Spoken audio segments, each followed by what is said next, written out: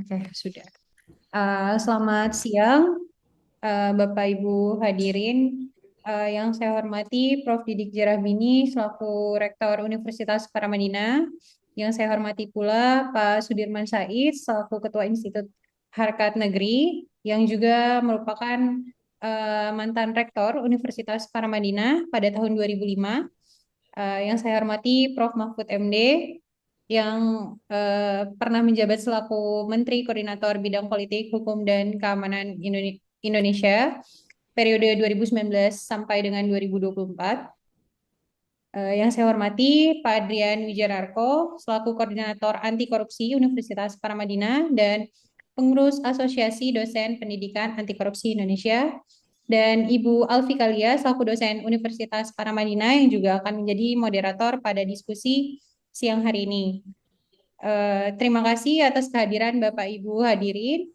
Sebelum kita memulai diskusi, akan ada sambutan yang disampaikan oleh Prof. Didik Jerahbini selaku Rektor Universitas Paramadina. Kepada Prof. Didik, saya persilahkan.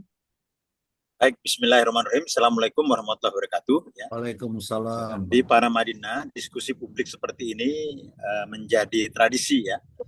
Dan ketika ada tulisan Mas Dirman, ya saya panggil Mas Dirman, kadang-kadang Mas Menteri ya, di media langsung saya tangkap isunya ya. Oh ini gandengan dengan Prof. Mahfud ya. Terima kasih ya kepada semua pembicara. Prof. Mahfud, terima kasih sekali yang sebenarnya tidak bisa. Beliau bisa sebentar ya, 10-15 menit. Mohon nanti teman-teman ada tanya jawab, terus beliau akan ada kegiatan lain ya. Mas Dirman ya, yang sebelum KPK hadir sudah ada di gerakan anti korupsi ya. Dan Mbak Adrian ini darah birunya Paramadina, lulusan pertama Paramadina, sekarang ketua Departemen Bisnis ya dan Manajemen ya. Bu Alfi Kalia mendapatkan sertifikat ya KPK ya sebagai penyuluh ya penyiar anti korupsi. Demikian ya pengantar saya, Prof. Mahfud. Terima kasih Mas Dirman. Silakan Mbak Alia ya. Assalamualaikum warahmatullahi wabarakatuh. Waalaikumsalam warahmatullahi wabarakatuh. Terima kasih Prof. Didik atas pengantarnya. Selanjutnya tak perlu berlama lagi ya, Ibu Alfi Kalia, saya serahkan kepada Ibu selaku moderator untuk memandu diskusi. Terima kasih. Baik, terima kasih banyak Mbak Alia atas pengantarnya. Assalamualaikum warahmatullahi wabarakatuh, Bapak dan Ibu sekalian. Ya, perkenalkan nama saya Alfi Kalia, biasa dipanggil Lia. Saya adalah dosen dari Universitas Paramadina di Prodi Psikologi dan kebetulan memang menjadi pengampu mata kuliah anti korupsi dan juga penyuluh anti korupsi seperti itu. Dan suatu kehormatan bagi saya untuk bisa menjadi moderator dalam diskusi bersama Prof. Mahfud dan juga Pak Sudirman Said. Kalau saya masuk Paramadina dulu 2007 Pak Sudirman. Jadi udah nggak ketemu nih sama Pak Sudirman, cuma saya tahu ceritanya aja seperti itu. Baik, salah satu isu yang kenapa diangkatnya diskusi kali ini adalah adanya semacam keraguan begitu ya terhadap rencana pemberantasan anti korupsi kita dari aspek kebijakan. Bahkan yang terakhir saya lihat kemarin salah satu mungkin sudah terpilih gitu ya kalau kata Pak Didi itu akan dihapus OTT misalnya seperti itu. Nah, apakah memang itu bisa dilakukan oleh seorang ketua KPK tanpa juga mengubah undang-undang misalnya. Jadi bagaimana sebenarnya rencana atau kebijakan pemberantasan korupsi ke depan dan bagaimana juga apa yang sudah direncanakan oleh Presiden terpilih Prabowo Subianto dalam buku-bukunya yang tampaknya menjadi rujukan seperti itu. Saya persilakan kepada Prof. Mahfud terlebih dahulu untuk memberikan pandangannya apa yang sebaiknya kita lakukan. Pada nanti mungkin akan ada sesi pertanyaan langsung untuk Prof. Mahfud karena waktu beliau terbatas. Pada Prof. Mahfud saya persilakan Pak. Baik, terima kasih. Assalamualaikum warahmatullahi wabarakatuh. Yang hormat Prof. Didik Kabini, Pak Sudirman Said, Pak Adrian Wijanarko, dan yang lain. Ada Profesor Ngadino dan banyak, ada Bu Fitri atau siapa, dan semuanya yang hadir pada saat ini. Jadi benar kata Pak Didi, saya sebenarnya sudah menjawab lama dulu ketika suratnya sampai bahwa saya nggak bisa karena saya ada acara lain yang harus saya hadiri.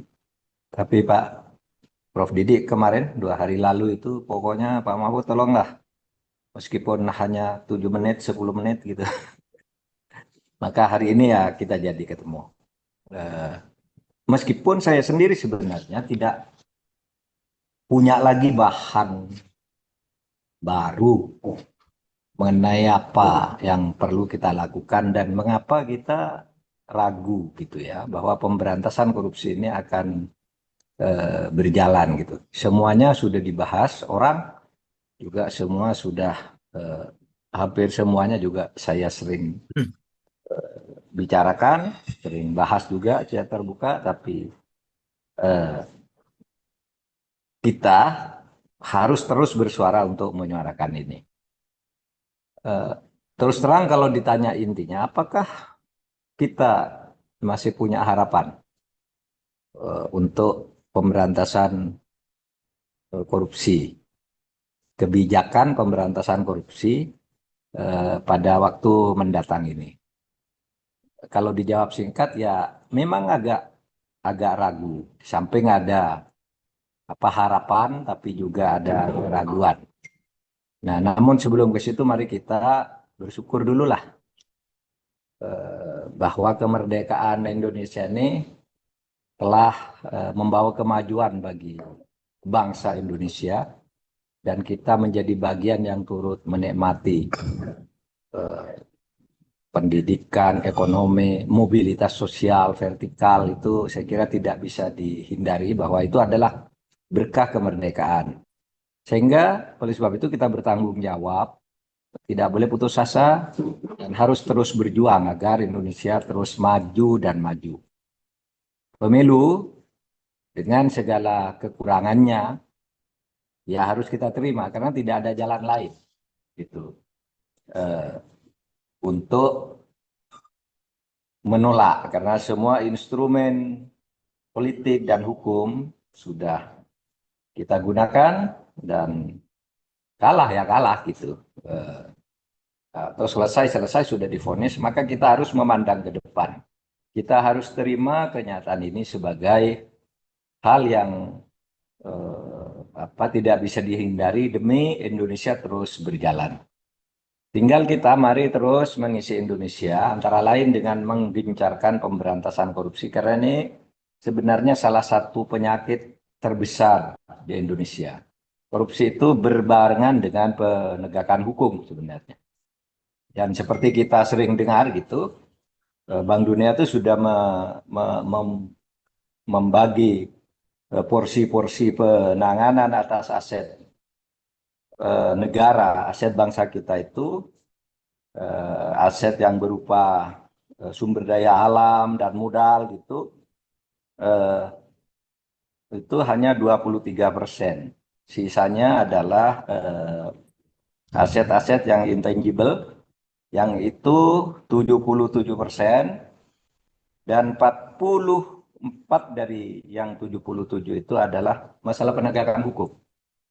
Yang tadi, terutama menyangkut korupsi. Oleh sebab itu kalau penegakan hukum gagal, ya pemberantasan korupsi akan gagal, penanganan aset bangsa untuk menuju kemajuan bangsa kita itu akan gagal. Nah, saudara sekalian, mengapa kita terus berbicara ini? Berbicara pemberantasan korupsi. Padahal kita sudah tahu dan sudah sering bicara. Oh iya ya? Jadi kita lakukan ini karena sekarang ini ada momentum, yaitu lahirnya pemerintahan yang baru. Nah, setiap ada pemerintahan baru, ada harapan baru, ada peluang baru mungkin yang bisa kita ambil untuk pemberantasan korupsi ini.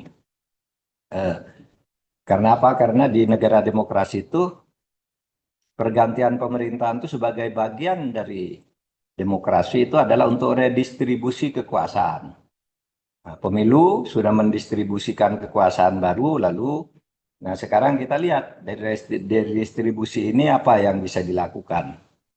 sudah dapat bagiannya masing-masing, termasuk yang kalah maupun yang menang itu sudah eh, termasuk menjadi terikat terhadap hasil redistribusi kekuasaan ini. Nah, saudara sekalian, sekarang korupsi terus terang makin memburuk. Kalau dibandingkan misalnya dengan Orde Baru, itu tidak bisa dibantah lah. Itu bisa dilihat dengan mata kepala kita sendiri dan kita sering merasakannya dan kita sering tidak berdaya. Meskipun bersamaan dengan itu tentu ada kemajuan-kemajuan, ya. Tetapi korupsi itu sendiri kalau dibandingkan dari waktu ke waktu ya memburuk karena gini, pertama dari segi jumlahnya yang sekarang bicara angka triliunan gitu ya kalau bicara korupsi. Dulu tuh di zaman Orde Baru ya ratusan miliar lah. Pernah ada satu T dulu editan sel itu gegernya bukan main. Sekarang sudah puluhan triliun, ratusan triliun dan jadi berita biasa. Gitu. Dan dulu korupsinya itu terkendali. Korupsi juga KKN zaman Pak Harto, tapi dulu terkendali, dikendalikan dan dibagi korupsi itu ya oleh pemerintah, oleh Pak Harto lah. Tidak apa-apa kita mengatakan itu karena TAP MPR mengatakan begitu bahwa pemerintahan Orde Baru pemerintahan yang KKN. Tapi yang sekarang korupsi itu sudah diijon. Kalau Pak Harto dulu buat korupsi itu ya korupsi gitu, dibuat APBN lalu proyek-proyek itu dibagi berdasar korporatisme negara. Nah sekarang enggak, semua korupsi coba dari pusat sampai ke daerah. Dulu zaman-zaman Orde Baru itu anggota DPR apa itu kalau berpulang ke daerah kalau terlalu sering misalnya tiap minggu itu naiknya kereta api. Sekarang sudah hampir tiap hari naik pesawat juga ke mana-mana. Eh, eh, Padahal gajinya jelas tidak bisa mencukupi untuk hal-hal seperti itu. Sehingga sekarang banyak yang tertangkap justru DPR yang tertangkap korupsi. Dulu zaman Pak Harto tidak ada tuh DPR korupsi. Sekarang banyak sekali sampai lupa ngitungnya berapa. Mahkamah Agung itu sudah jelas tuh jual beli perkara sampai kasus per hari ini yang masih ribut karena kasus jual beli perkara di Mahkamah Agung. Dan kita dulu ingin Mahkamah Agung itu merdeka ya biar apa mandiri dalam satu atap gitu kan biar Mahkamah Agung bebas tidak diintervensi oleh negara oleh pemerintah. Sekarang karena tidak bisa diintervensi malah menjadi merajalela korupsinya. Dulu masih diintervensi itu dalam urusan-urusan politik biasanya. Kalau sekarang sudah eh, tidak bisa diintervensi sehingga korupsinya merebak. Dulu nggak ada korupsi kayak sekarang di Mahkamah Agung. Ada satu dua tapi selalu menjadi berita besar. Sekarang berita tentang Mahkamah Agung begitu. Pengawas keuangan juga sama, BPK. Udah banyak orangnya yang ditangkap, bahkan ada anggotanya yang juga sekarang di penjara. Nah, saudara sekalian, apa harapan kita terhadap ini? Ya, ada dua. Pertama, sering kita mengatakan, bukan hanya saya, kalau melihat janji-janji dan statement Pak Prabowo sampai hari ini, sampai di luar negeri sekalipun, itu tegas. Ingin memperbaiki Indonesia. Menjalin hubungan dengan luar negeri agar lebih bermartabat juga. Tidak lupa juga. Di sela-sela kunjungannya bicara pemberantasan korupsi, bicara penegakan hukum. Dan sampai hari ini juga belum ada statementnya yang kira-kira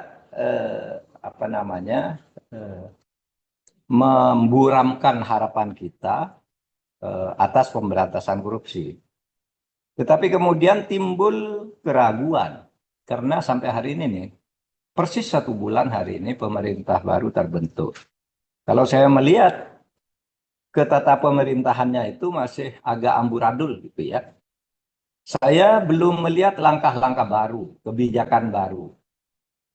Kecuali garis yang sifatnya statement, pernyataan, sikap. Kebijakan baru mau diapakan ya pemberantasan korupsi belum jelas. pemerintah-pemerintah yang baru selain presiden juga kita belum jelas nih apa yang direncanakan oleh kementerian ini, kementerian ini, kementerian itu dan sebagainya untuk pemberantasan korupsi terutama di bidang politik, hukum, eh, keamanan, eh, dan lain-lain ya.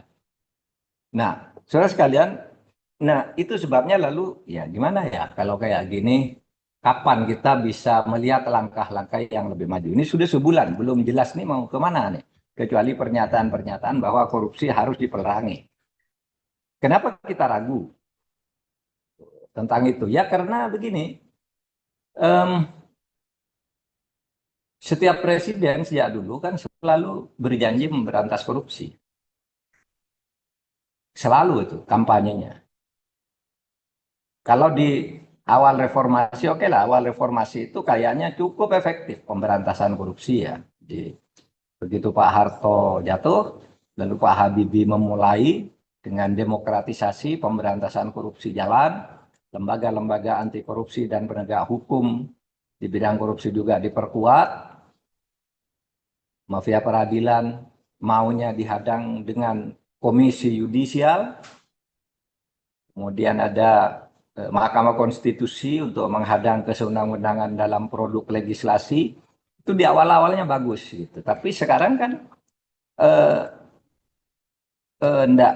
tidak bagus gitu. Hasilnya tidak bagus. Bahkan kalau kita mulai misalnya Pak SBY itu dulu punya program 15 15 program andalan Pak SBY jika menjadi presiden. Itu tahun 2004. Yang butir ke-12 itu isinya kan pemberantasan korupsi dan dia menyatakan akan memimpin sendiri perang melawan korupsi. Tapi justru di masa itu korupsi marak, termasuk melibatkan misalnya partainya Pak SBY. Dan sesudah itu semakin marak. Kalau mungkin di tahun-tahun itu isunya masih puluhan miliar, ratusan miliar, sekarang bicara korupsi triliunan kita sudah kehabisan emosi untuk kaget. Orang tiap hari gitu, dulu sudah dikagetkan, kegagetan kita itu sudah habis. Karena terlalu banyak korupsi itu. Yang kita hadapi sekarang ini faktanya, 5 tahun terakhir ini indeks persepsi korupsi kita itu turun. Dulu sudah mencapai 39, sekarang sudah 3 tahun, mungkin akan 4 tahun itu turun menjadi 34. Korupsinya ada di semua lini. Ya, eksekutif itu sudah jelas, memang tepat anggaran di situ. Di legislatif kita saudara bisa pesan undang-undang untuk mempermudah korupsi dalam banyak hal. Tentu kalau ditanya ke DPR, enggak, kami ini justru mempersulit terjadinya korupsi, tapi dalam prakteknya mempermudah kesewenang-wenangan dan korupsi. Itu kita melihat produk-produk legislasi itu yang sifatnya pemberantasan korupsi semakin lemah, penegakan hukum semakin lemah. MK misalnya semakin dikebiri. Mahkamah Agung kekosongan hakim sampai sekarang nih, Hakim Agung sudah dipilih gitu, lalu kata DPR tidak cocok. Padahal sudah diseleksi dengan ketat, tidak ada yang memenuhi syarat gitu. Dugaannya, ini dugaan saja. Ini kan karena tidak bisa nih dikendalikan oleh DPR hakim-hakim yang begini. Sehingga hakim-hakim yang produk baru itu kan banyak yang kemudian yang tertangkap karena dulu DPR milihnya yang itu yang sebenarnya tidak masuk di dalam prioritas utama. Prioritas utama untuk Hakim Agung. Di birokrasi juga. Ya. Kita sudah seringlah mendengar lah orang-orang mau investasi, bagaimana investasi kalau hukumnya tidak tegak. Banyak investor-investor itu yang mengeluh. Saya sering didatangi orang gitu, meskipun bukan bidang saya bisnis ini Pak.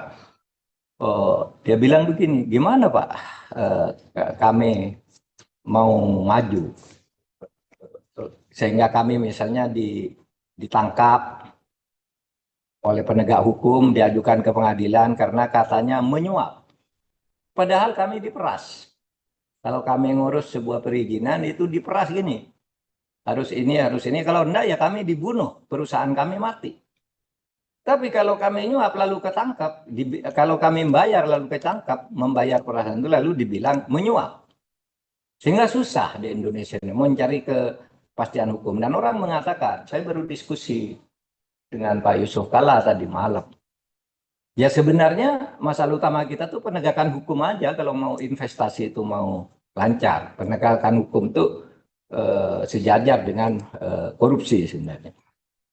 Sehingga terkadang terus terang kadangkala kalau saya ini merasa frustasi, apa bisa ya mau masuk dari mana nih pemberantasan korupsi kalau udah dikepung oleh koruptor seperti ini di berbagai lini, sehingga korupsi itu menjadi normal, dinormalisasi, dinormalkan, bahkan bukan hanya dianggap sesuatu yang normal, tapi bahkan dinormalkan, diberi pasal-pasal agar orang bisa korupsi, dicabut pasal-pasal yang penting agar orang bisa korupsi, dicabut, dipecat pejabat-pejabat yang baik, ya, dengan cara melanggar aturan gitu,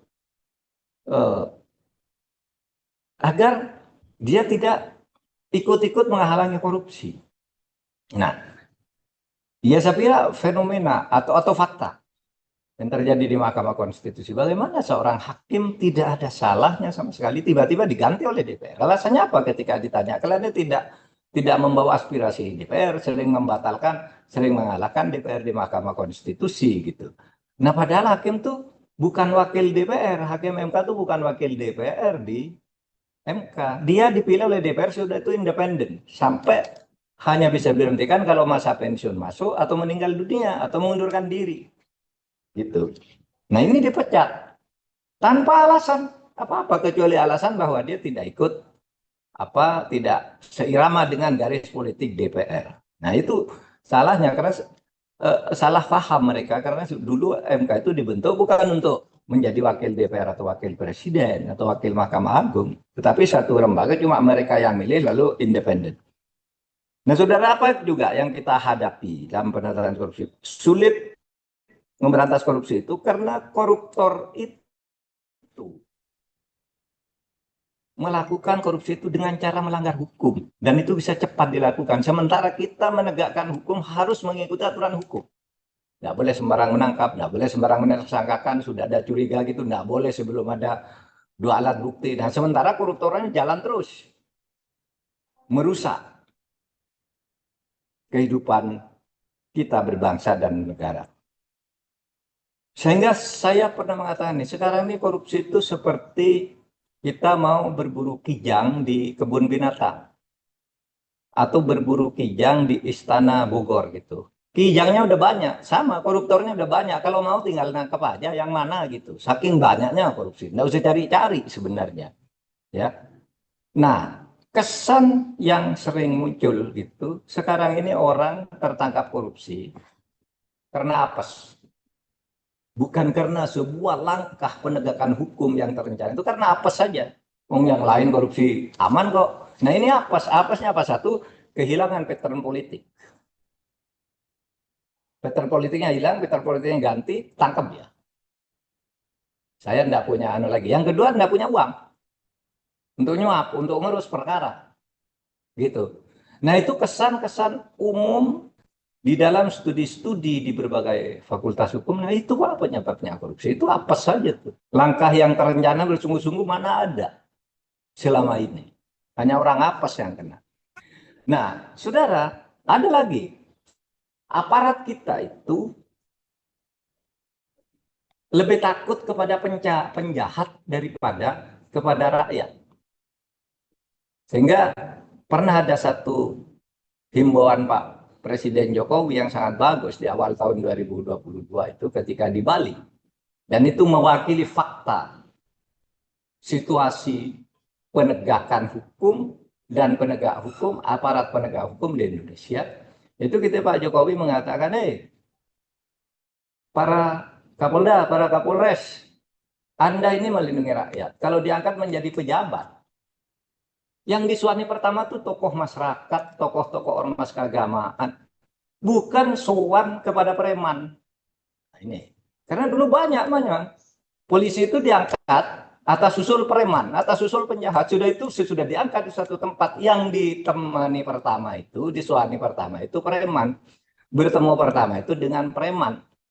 Hingga di situ Lalu tampaknya aparat kita ini lebih takut pada preman daripada kepada ulama misalnya, kepada tokoh adat, kepada apa gitu. Sehingga di situ lalu terjadi perusakan terhadap proses penegakan hukum. Sehingga penjahat itu ditakuti,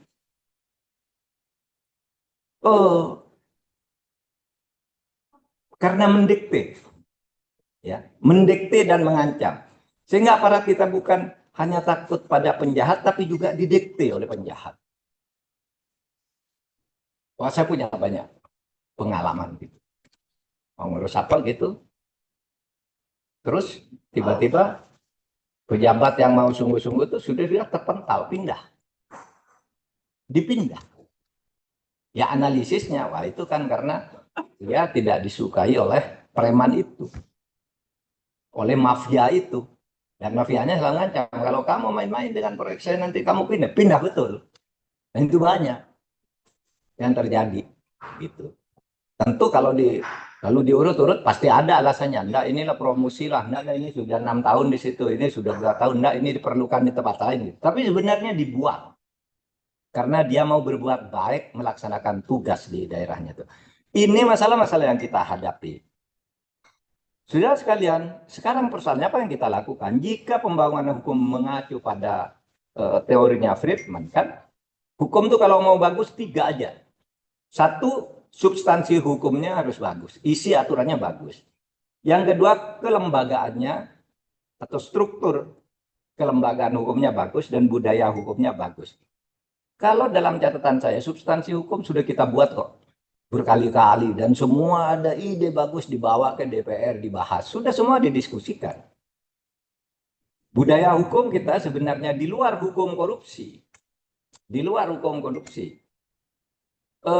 Di dalam kriminal yang sifatnya umum, menurut saya hukum kita udah bagus. Di dalam hukum perdata misalnya, kehidupan di masyarakat itu kan restoratif justice bagus. Yang 80% masyarakat kita itu ada masyarakat yang di luar kota. Yang itu kehidupan hukumnya nyaman-nyaman aja, normal gitu. Tapi kalau sudah menyangkut hukum korupsi, tidak ada ampun. Tidak ada lagi yang bisa menghalangi korupsi itu.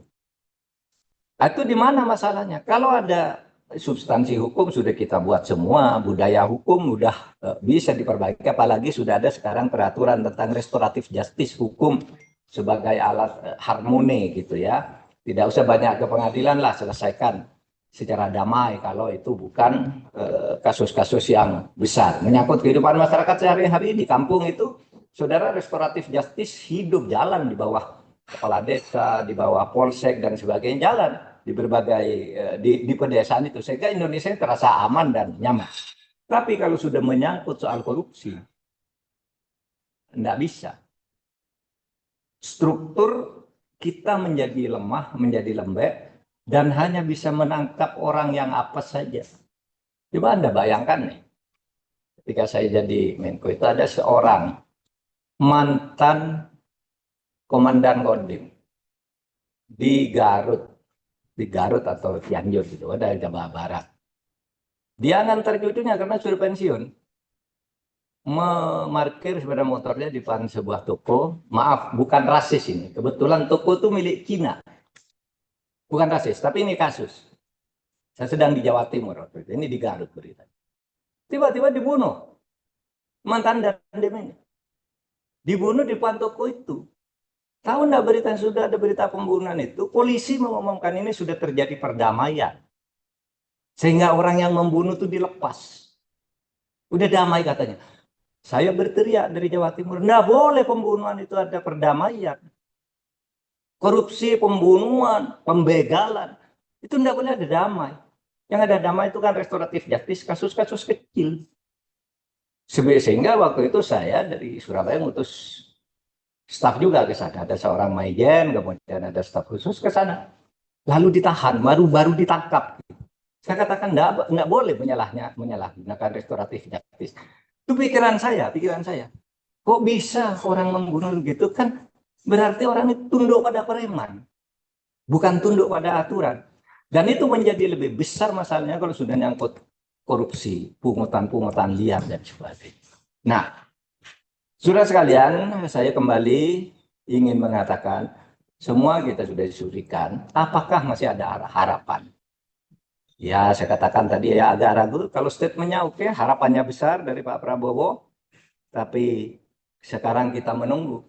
Ketata pemerintahannya ini kan juga belum ada lah yang jelas, yang menjanjikan untuk melakukan perbaikan hukum, belum tergambar dari yang sekarang ini. Tapi masih ada satu pintu. Saya katakan semua teori itu sudah habis di gudang dan tidak ada lagi teori, udah habis. Kita diskusi lagi ya, kembali ke buku itu lagi juga kalau mau teori. Teorinya ini, teori yang sudah keluar semua masuk, dicari lagi, diskusi lagi ya, kembali teori itu udah habis. Hanya tinggal satu teori yang bisa kita harapkan. Mudah-mudahan ini tidak meragukan, ya, yaitu komitmen, konsistensi, dan ketegasan Presiden. Hanya Presiden menurut saya yang bisa betul-betul meningkatkan efektivitas perlawanan korupsi ini. Tinggal itu teorinya, teori lain udah habis. Kita tinggal menunggu Presiden ini mau berkomitmen tegas apa tidak. Sekian, terima kasih. Assalamualaikum warahmatullahi wabarakatuh. Waalaikumsalam warahmatullahi wabarakatuh. Terima kasih banyak Pak Mahfud. Ya, kalau teman-teman kita lihat tadi dari yang disampaikan Pak Mahfud, ada kalau bahasa Islam itu ada harap dan cemas ya Pak ya. Dan terkait dengan hal ini, Pak Mahfud mencoba mungkin dari segala permasalahan yang diangkat, maka kita tetap melihat fakta yang nyata adalah satu, statementnya Pak Prabowo tegas, lalu kemudian eh, ketegasan dan komitmennya ini yang kemudian kita tunggu sekarang, apa yang akan dilakukan. Karena kalau misalnya tadi kembali, waktu itu saya pernah menelaah nih dari program-program anti korupsi dari para capres gitu Pak, termasuk Pak Mahfud sendiri waktu itu. Memang yang terkait korupsi dari Pak Prabowo yang paling nyata itu adalah undang-undang perampasan aset yang memang secara di state secara jelas sama beliau, dan terkait juga sistem integritas nasional. Cuman seperti apa ini itu yang mungkin masih belum jelas. Baik, Pak Mahfud masih berkenan menerima pertanyaan Pak atau? Mungkin cukup ya. Baik, Tapi baik. silakan deh kalau mau ada. Kalau ada satu aja gitu. Tapi rasanya Oke, udah baik. cukup. Sudah ada Pak Eh, Sudirman dan lain-lain nanti menjawab itu. ada Oke, satu orang silakan. mungkin, Mbak Anissa. Baik, Mbak Anissa Rizky Ayu, silakan yang raise Ya, hand kebetulan. Silakan Mbak Anissa. satu cukup, Pak Mahfud mau pergi. Silakan. Silakan Mbak Anissa. Baik, terima kasih Bu Alfi. Assalamualaikum Prof. Saya termasuk Salam.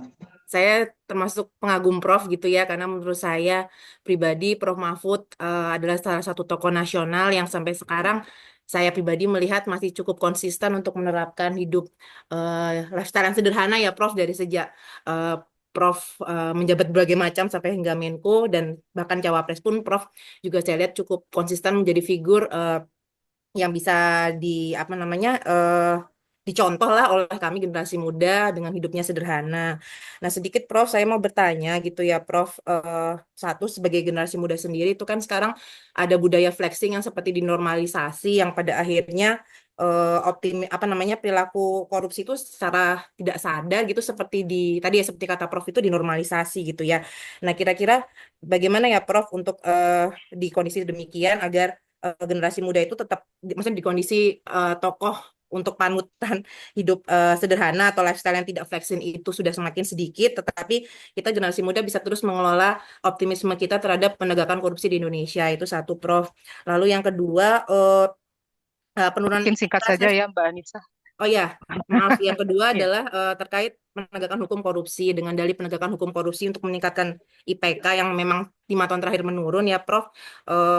terjadi penangkapan-penangkapan yang menurut saya pribadi, kemudian mungkin publik juga gitu ya, masih prematur, seperti misalnya kasus Bapak Tom Lembong gitu ya, yang dimana buktinya belum cukup kuat, tetapi dengan dalil dasarnya dianggap untuk ini untuk mempercepat penegakan korupsi supaya memperbaiki IPK sebagai komitmen pemerintah terhadap nawacita gitu misalnya Prof kemarin. em, itu tetap dilakukan gitu padahal bukti belum cukup kuat. Nah, pendapat Prof sendiri dengan kasus semacam itu yang juga cukup ramai ya Prof, penangkapan beliau gitu ya. Itu seperti apa ya Prof gitu ya? Apakah itu dibenarkan gitu? Mungkin satu lagi Prof, terkait IPK tadi. Tadi Prof juga sampaikan bahwa di zaman Orba itu relatively memang penangkapan masih jarang, saya setuju. Nah, tapi itu juga dijadikan dasar dalil Prof beberapa pendapat di medsos terutama bahwa itu juga menyebabkan akhirnya IPK kita di 5 tahun terakhir itu menjadi turun gitu ya, Prof, dari yang tadinya sempat di peringkat 85 kalau saya nggak salah di tahun 2019 terakhir itu malah jadi turun melorot 110 dari 180 negara. Nah, itu alasannya karena memang penangkapan di Indonesia meningkat, jadi IPK-nya juga menurun. Apakah pendapat itu benar gitu ya, Prof? Karena di medsos itu terutama kalau laporan akhir tahun itu jadi sering dipakai dasar itu oleh para PR, saya nggak tahu ya mungkin untuk PR pemerintah atau PR manapun gitu ya, bahwa dasarnya ya IPK menurun karena penangkapannya banyak, kasus yang terungkap banyak, beda zaman Orba nggak ada yang berani sama Pak Harto gitu ya Prof, sehingga IPK-nya juga terjaga. Nah, itu benar nggak sih Prof gitu? Mohon advice-nya gitu. Mungkin itu Bu, mohon maaf kalau agak banyak. Terima kasih. Oke, terima kasih Mbak Anissa. Silakan Prof Mahfud untuk langsung saja menjawab. Ya, singkat. Terima kasih tentang menurut saya fenomena flexing itu kalau itu menyangkut pejabat itu menurut saya membuktikan kegagalan negara untuk mengendalikan pejabat dari korupsi. Tapi kalau menyangkut orang swasta enggak apa-apalah.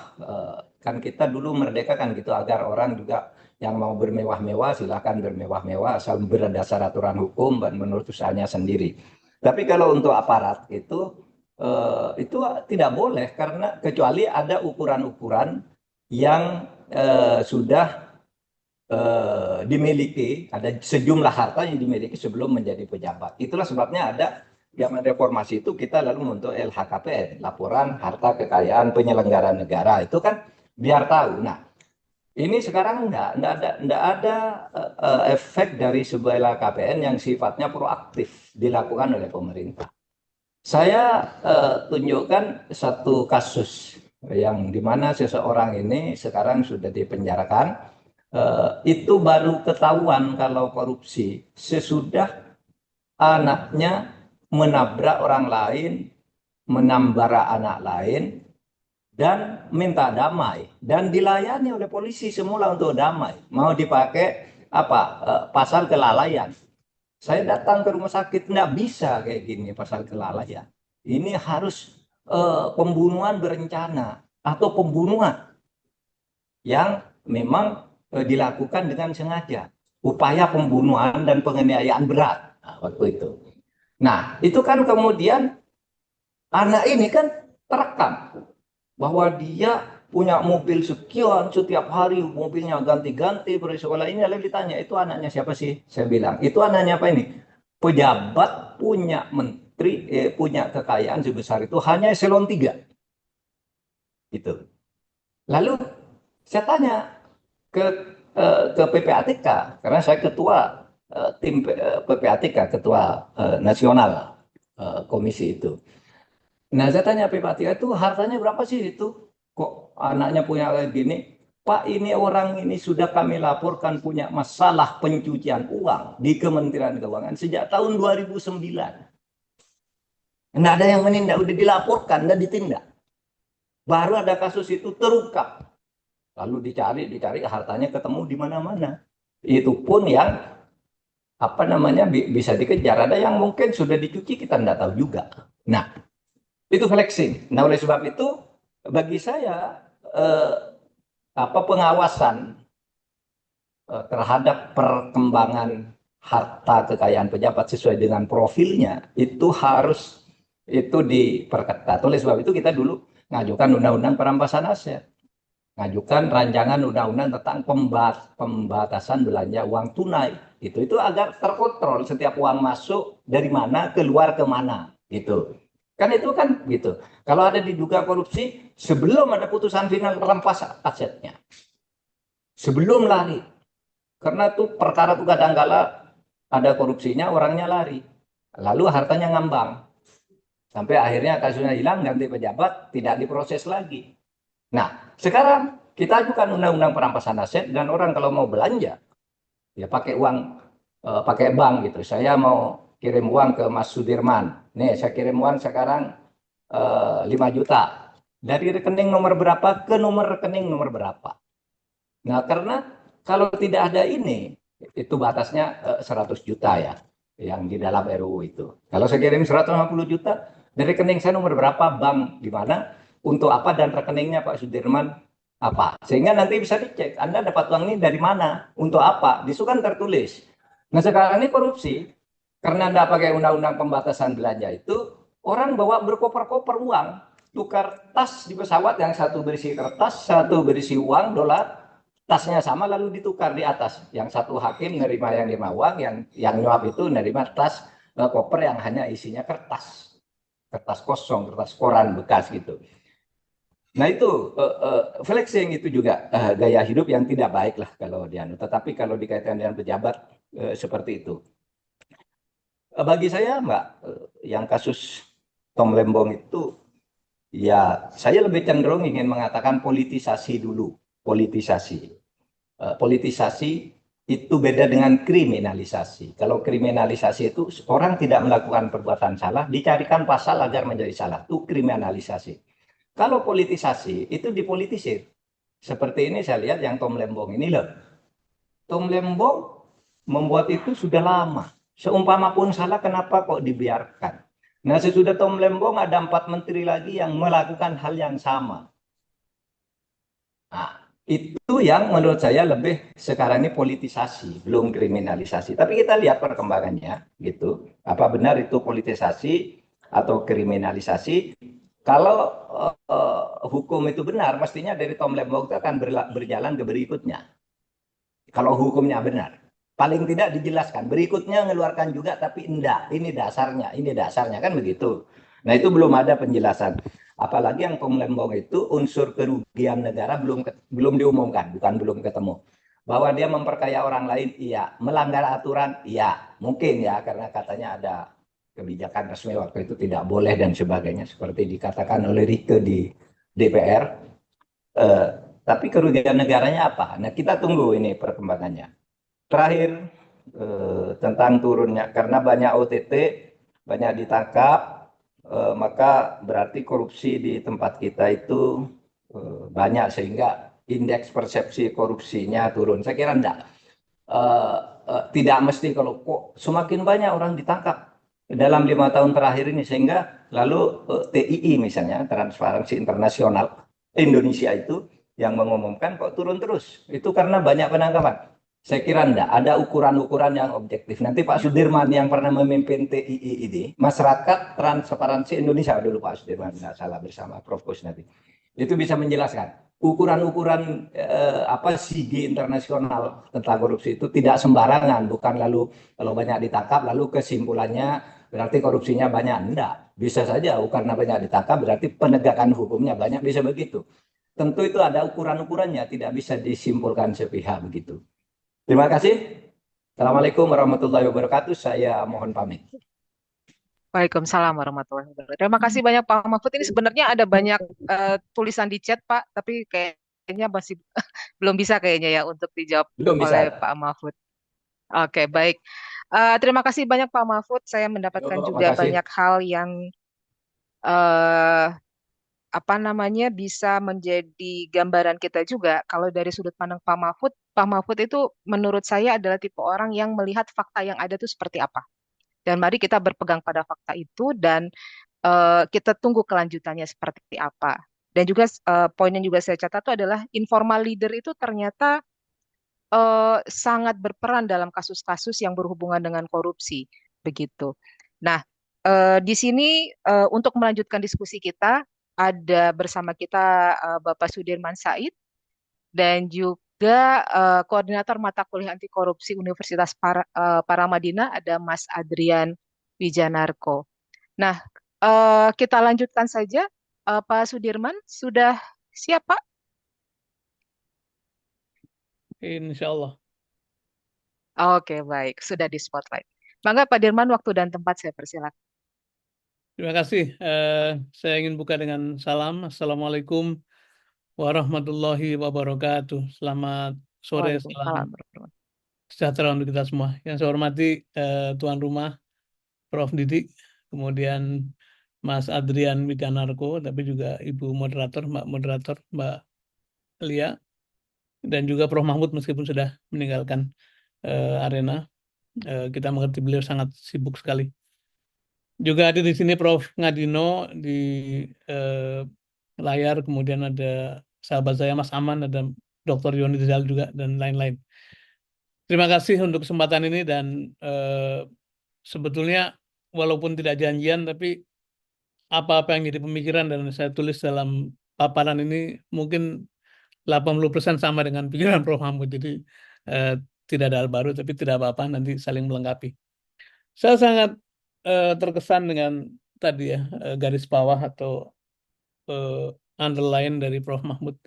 Kita ini memang seperti kehabisan emosi untuk kaget-kaget. Jadi kagetnya sudah habis katanya. Sampai-sampai kita khawatir bahwa korupsi sebesar apapun tidak lagi mengagetkan publik karena seperti sudah menjadi kebiasaan yang dinormalkan tadi. Bahkan Prof. Mahmud menyebut satu kata-kata yang sangat mencemaskan menurut saya. Kita ini dikepung oleh praktek korupsi, untuk tidak mengatakan dikepung oleh para koruptor ya. Maka itu saya menyederhanakan, saya boleh sharing ya Mbak ya, share slide ya. Ya, silakan Pak. Saya menyederhanakan judul paparan sore ini dengan menyebut ada cara mudah memberantas korupsi, yaitu kembali pada kewajaran sebetulnya. Nanti kita uraikan di belakang, walaupun saya kasih tanda kurung juga. Cara tidak mudah, karena mungkin kembali ke kewajaran itu bukan hal yang mudah juga, karena kita sudah telanjur pada kenormalan baru yang cenderung lebih toleran pada praktek-praktek korupsi. Saya juga mengamini yang dikatakan Pak Mahfud tadi bahwa sebetulnya setiap kali ada pergantian kepemimpinan, ini adalah satu masa di mana kita punya harapan baru, karena dari waktu ke waktu sejak zaman Pak Harto ke Pak Habibie, Pak Habibie ke Bu Mega, Bu Mega ke Gus Dur, Gus Dur ke Pak ke maaf, dari Gus Dur ke Bu Mega, dari Bu Mega ke Pak SBY, sampai pada Pak SBY ke Pak Jokowi, selalu di setiap awal pemerintahan selalu ada harapan baru.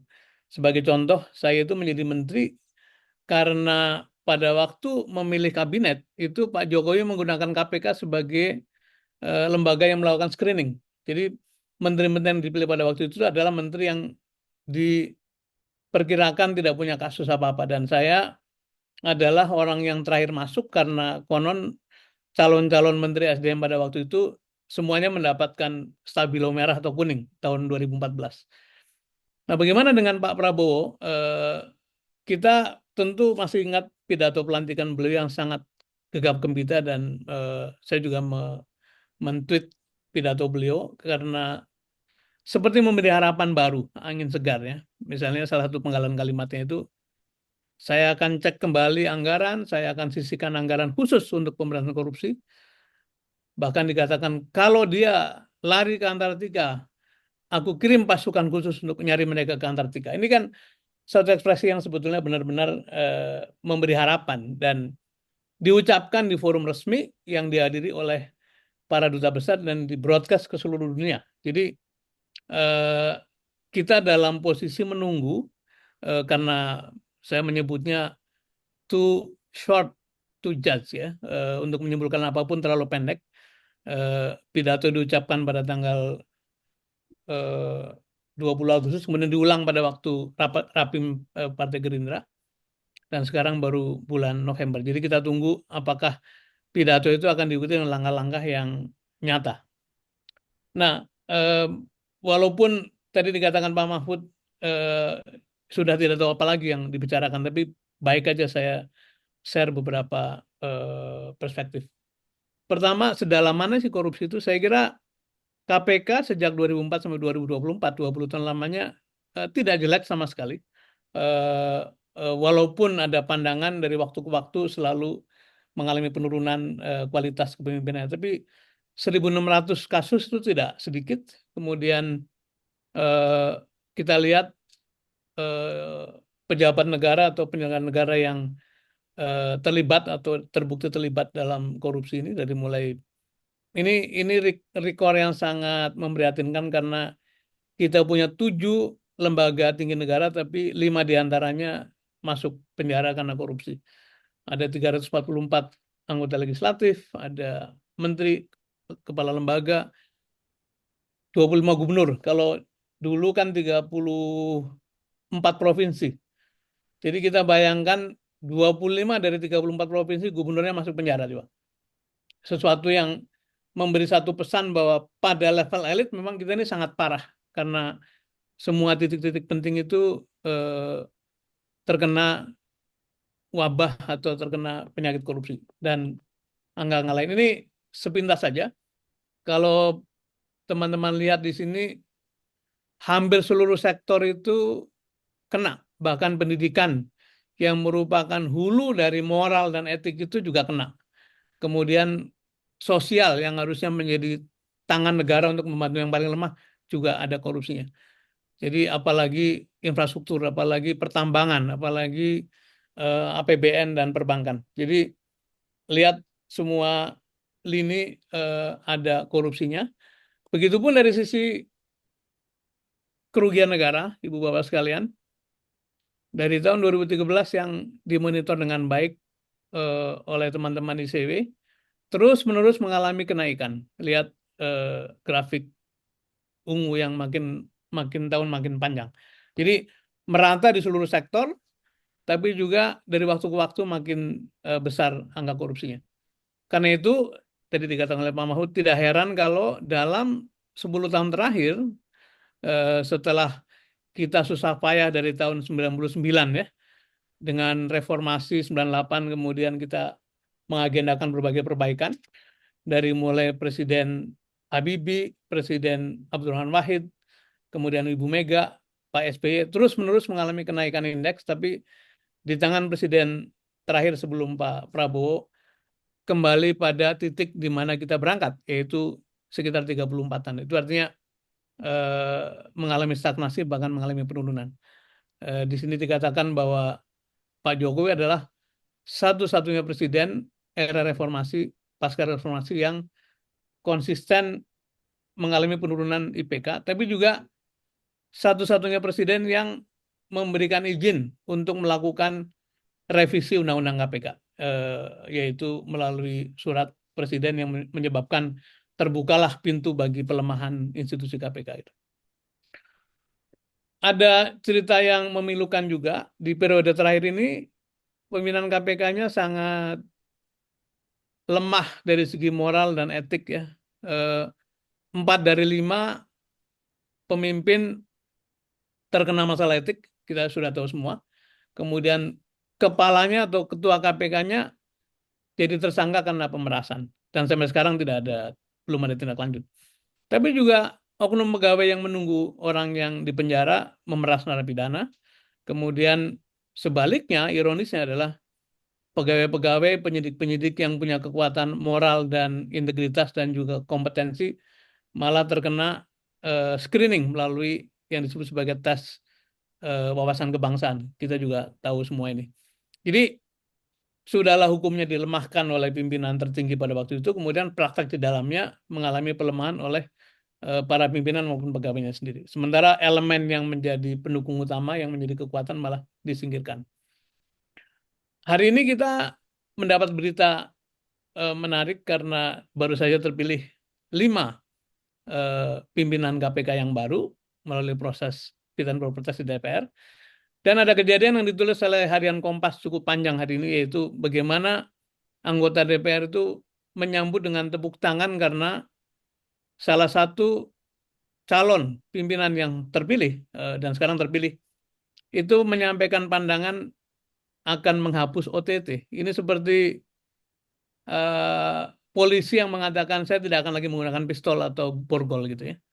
Jadi dikatakan oleh Pak Johanis Tanak, menurut saya OTT tidak tepat dan saya sudah sampaikan kepada teman-teman, tapi seandainya saya menjadi ketua KPK, saya akan tutup, akan close, karena dia tidak sesuai dengan pengertian yang dimaksud dalam KUHP. Dan beliau berargumen, kita lihat videonya sama-sama. Ini satu bukti saja bahwa memang dari waktu ke waktu KPK akan mengalami kemunduran, dan saya tidak tahu ke depan komposisi yang ada seperti apa.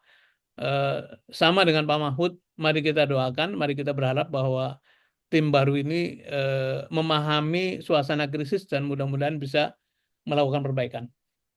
Nah, slide ini memberi satu gambaran yang menarik, Ibu Bapak sekalian. Ini nama-nama yang di sebelah kiri itu beberapa di antaranya teman sekolah saya, tapi juga ada yang murid saya ini di STAN. Ini adalah semua pegawai pajak. Jangan dilihat angka yang dikorupsi, karena yang 3,4 miliar, 1,9, 73, terus sampai ke bawah itu hanya uang yang dituduhkan diambil oleh mereka. Dan mereka ini adalah juru pungut pajak sebetulnya kan. Jadi yang dikorup, yang diambil adalah hasil negosiasi antara dia dengan wajib pajak. Negosiasi atas apa? Negosiasi atas jumlah pajak yang jumlahnya triliunan rupiah. Jadi kita bayangkan akibat korupsi ini, maka pendapatan negara yang mestinya melebihi apa yang kita terima itu tidak bisa dikolek karena di dalam proses pemungutannya terjadi praktek-praktek seperti ini. Jadi contoh bahwa betapa korupsi ini memang di samping pelanggaran hukum tentu saja, tapi juga ancaman bagi fiskal, ancaman bagi penerimaan negara. Karena itu studi BPKP mengatakan cara mengelola keuangan negara ini belum efisien. Lebih dari separuh perencanaan penganggaran tidak efektif dan tidak efisien, dan total inefisiensi mencapai 53,95%. Dari nilai absolutnya sekurang-kurangnya 151 triliun itu sesuatu yang bisa disimpan atau diefisienkan. Tetapi studi-studi makro mengatakan kita ini minimal 30% bocor katanya. Bahkan Pak Prabowo mengatakan bisa 40%. Itu artinya kalau sekarang APBN kita 3.500 triliun, minimal 1.000 triliun itu dianggap mengalami kebocoran atau mengalami ketidakefisienan akibat dari praktek-praktek korupsi. Ini sesuatu yang menurut saya sangat menjadi concern kita bersama. Kasus Asabri, kasus Bansos yang merupakan hak orang miskin. Asabri ini adalah uangnya prajurit-prajurit yang dikumpulkan berpuluh-puluh tahun, tapi oleh satu kasus kemudian jebol begitu rupa.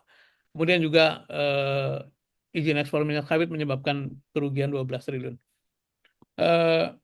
Bapak Ibu sekalian, kita ini terus harus cerewet membahas soal korupsi ini bukan karena kita mau sok-sok bersih atau idealis, tidak. Tapi memang ada hubungannya dengan kemakmuran satu negara. Jadi saya menampilkan dua warna di sini. Yang sebelah kiri adalah negara-negara yang dengan indeks persepsi korupsi teratas. Di sana ada Denmark, ada Finland, ada New Zealand, ada Norway, dan seterusnya. Ini adalah negara-negara dengan indeks persepsi korupsi paling baik. Dan ternyata GDP per kapitanya juga masuk negara-negara paling tinggi. Jadi semakin bersih satu negara, maka potensi untuk menjadi negara makmur dan adil itu makin besar. Sementara sebelah kanan yang warna hitam ini adalah negara-negara paling miskin yang terbukti dikaitkan dengan indeks persepsi korupsi. Mereka adalah negara-negara terbelakang. 18 ranking, itu artinya 18 paling bawah, 17 dan sebagainya. Indonesia ada di garis kuning menurut saya. Rankingnya rendah, nomor 115, indeksnya 34, dan GDP per kapitanya belum sampai $5.000 per kapita. Ini kalau dikaitkan dengan niat untuk menjadikan Indonesia emas pada tahun 2045, rasanya gapnya masih lebar, karena menuju 15.000 GDP per kapita itu sisanya masih 10.000. Dan banyak ahli mengatakan sebetulnya kalau korupsi bisa dibereskan, itu untuk tumbuh dari 5% menjadi 7% itu sesuatu yang mudah. Dan ini menjadi tantangan kita bersama. Saya kira Prof. Didik sebagai ekonom memahami sangat kaitan itu. Mohon menyimak slide ini, Bapak Ibu sekalian. Ini adalah gambar yang menurut saya sangat membuat kita miris. Tadi saya katakan kita punya 7 lembaga tinggi negara. DPR, MPR, DPD, BPK, Presiden, Mahkamah Konstitusi sampai pada Mahkamah Agung. Di sini ada ketua MK masuk, ada hakim MK masuk, ada ketua DPD masuk, sekretaris MA 2 kali berturut-turut masuk penjara, begitu diganti penggantinya masuk penjara juga karena korupsi sama-sama. Ketua DPR kita semua tahu, ketua BPK pada hari beliau dipensiunkan tersangka sebagai korupsi tapi lolos pra peradilan. Ada 2 wakil ketua DPR yang juga masuk, belum lagi para menteri. Jadi kita membayangkan suatu landscape politik yang dihuni oleh orang-orang yang tidak bisa menjaga diri dan masuk terperosok dalam korupsi. Jadi kalau negara ini adalah simbolnya mereka-mereka gitu, ya memang yang seperti dikatakan Prof. Mahfud tadi bahwa kita ini diam-diam hidup dikepung oleh praktek korupsi gitu. Jadi sesuatu yang menurut saya memang sangat prihatin, sangat serius, karena itu harus menjadi perhatian kita semua. Nah, ada kutipan yang sangat menarik dari Heri Priyono. Saya akan bacakan kutipan yang di tengah. Jadi apa yang dibusukan korupsi, kata Priyono, yang dibusukan bukan hanya para pelakunya, seperti tadi saya katakan, saya ceritakan, tetapi terlebih adalah seluruh kinerja, seluruh maksud dan tujuan mengapa institusi didirikan. Dan karena semua institusi itu prasyarat mutlak hidup bersama, kita perlu DPR yang kuat, MPR yang kuat, presiden yang bersih, BPK yang kuat, yang membersihkan. Tetapi ternyata semua institusi dan prasyarat itu luas kebusukannya, sehingga yang busuk adalah hidup kita bersama. Gitu. Dan ini serius sekali, bukan mendramatisir karena memang ada kata-kata ikan itu membusuk dari kepala. Kalau elitnya begitu rupa, ya memang kita dalam situasi yang sangat berat sesungguhnya gitu. Nah sekarang pertanyaannya, masih ada harapan? Saya cenderung mengatakan harus selalu ada harapan. Tidak boleh kita putus asa karena saya sering mengatakan bahwa sebetulnya Indonesia ini dari waktu ke waktu adalah negara bangsa yang mampu melakukan koreksi pada keadaan. Begitu keadaan begitu buruk, akan ada koreksi, akan ada pushback gitu. Nah, 2 contoh misalnya skornya tinggi itu Singapura dan Denmark. Apa yang terjadi di sana? Transparansi, keterlibatan media, kemudian membudayakan integritas, sampai pada berfungsinya lembaga-lembaga pengawasan. Di Singapura dibuka laporan warga, tidak basa-basi, bukan sekedar pencitraan, tapi betul dilakukan. Ada pendidikan terus-menerus supaya warga tidak ikut dalam korupsi. Kemudian ada digitalisasi layanan publik dan ada transparansi. Nah, kita punya harapan besar karena sekali lagi pidato-pidato Pak Presiden memberikan signal untuk perbaikan. Nah, kita mengharapkan bahwa beliau juga menjadikan penanggulangan korupsi sebagai agenda nasional yang harus dilakukan oleh seluruh sektor di pemerintahan. Kemudian diperlukan penguatan regulasi, begitupun perlu membangun sistem pengendalian berbasis merit, kemudian memastikan bahwa seluruh kementerian lembaga memfungsikan pengawasannya sampai pada pengawasan yang lebih ketat terhadap anggaran dan implementasi proyek. Ini harapan warga yang kita tangkap dalam berbagai studi. Tetapi saya juga punya teori yang sama yang mirip dengan Pak Mahfud tadi, bahwa sebetulnya seluruh aspek itu sudah tersedia. Kita lihat ya, APBN kita tuh meningkat 18 kali dari tahun 1998 ketika mulai reformasi. Itu artinya resources kita sangat sangat besar gitu ya. Kemudian anggaran untuk DPR naik 27 kali lipat. Jumlah anggotanya tidak naik-naik amat, tapi anggarannya naik. Artinya kesejahteraan mereka sudah lebih baik, uang reses sudah lebih baik, dan aspirasi sudah lebih baik. Ini situasi di DPR. Belanja pegawai juga naik 12 kali lipat. Artinya pegawai makin sejahtera. Itu kita lihat di mana-mana. Pegawai muda di Kementerian Keuangan itu gajinya lebih tinggi daripada pegawai awal di kantor akuntan publik PwC. Itu dikatakan oleh adik-adik kita. Jadi kalau pegawai negeri mau hidup normal sebetulnya sudah lebih dari cukup lah. Belanja barang kita juga naik 48 kali lipat dibanding tahun 198. Jadi sebetulnya secara kesejahteraan ASN kita, TNI kita, Polri, pegawai BUMN sudah jauh lebih baik. Kemudian pejabat apalagi? Sekarang ada pejabat-pejabat BUMN yang penghasilannya 1 bulan 1 miliar, itu kurang apa tuh? APBN kita volumenya meningkat luar biasa, artinya ekonomi kita sudah bisa dikelola dengan wajar kalau mau. Pak Mahfud tadi menggarisbawahi ada 3 aspek urusan hukum. Regulasinya atau substansinya, kulturnya, sampai pada sistem pelaksananya. Semuanya memungkinkan untuk dilakukan pemberantasan korupsi.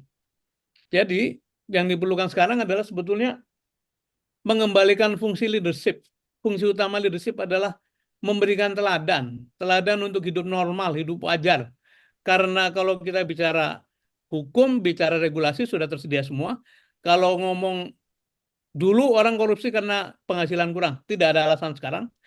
Kalau bicara mengenai korupsi karena melakukan penyimpangan, itulah yang terjadi. Karena itu sederhananya tinggal satu teori, dan saya mengamini Pak Mahfud meskipun tidak janjian, kita kembalikan fungsi utama kepemimpinan yaitu memberikan teladan.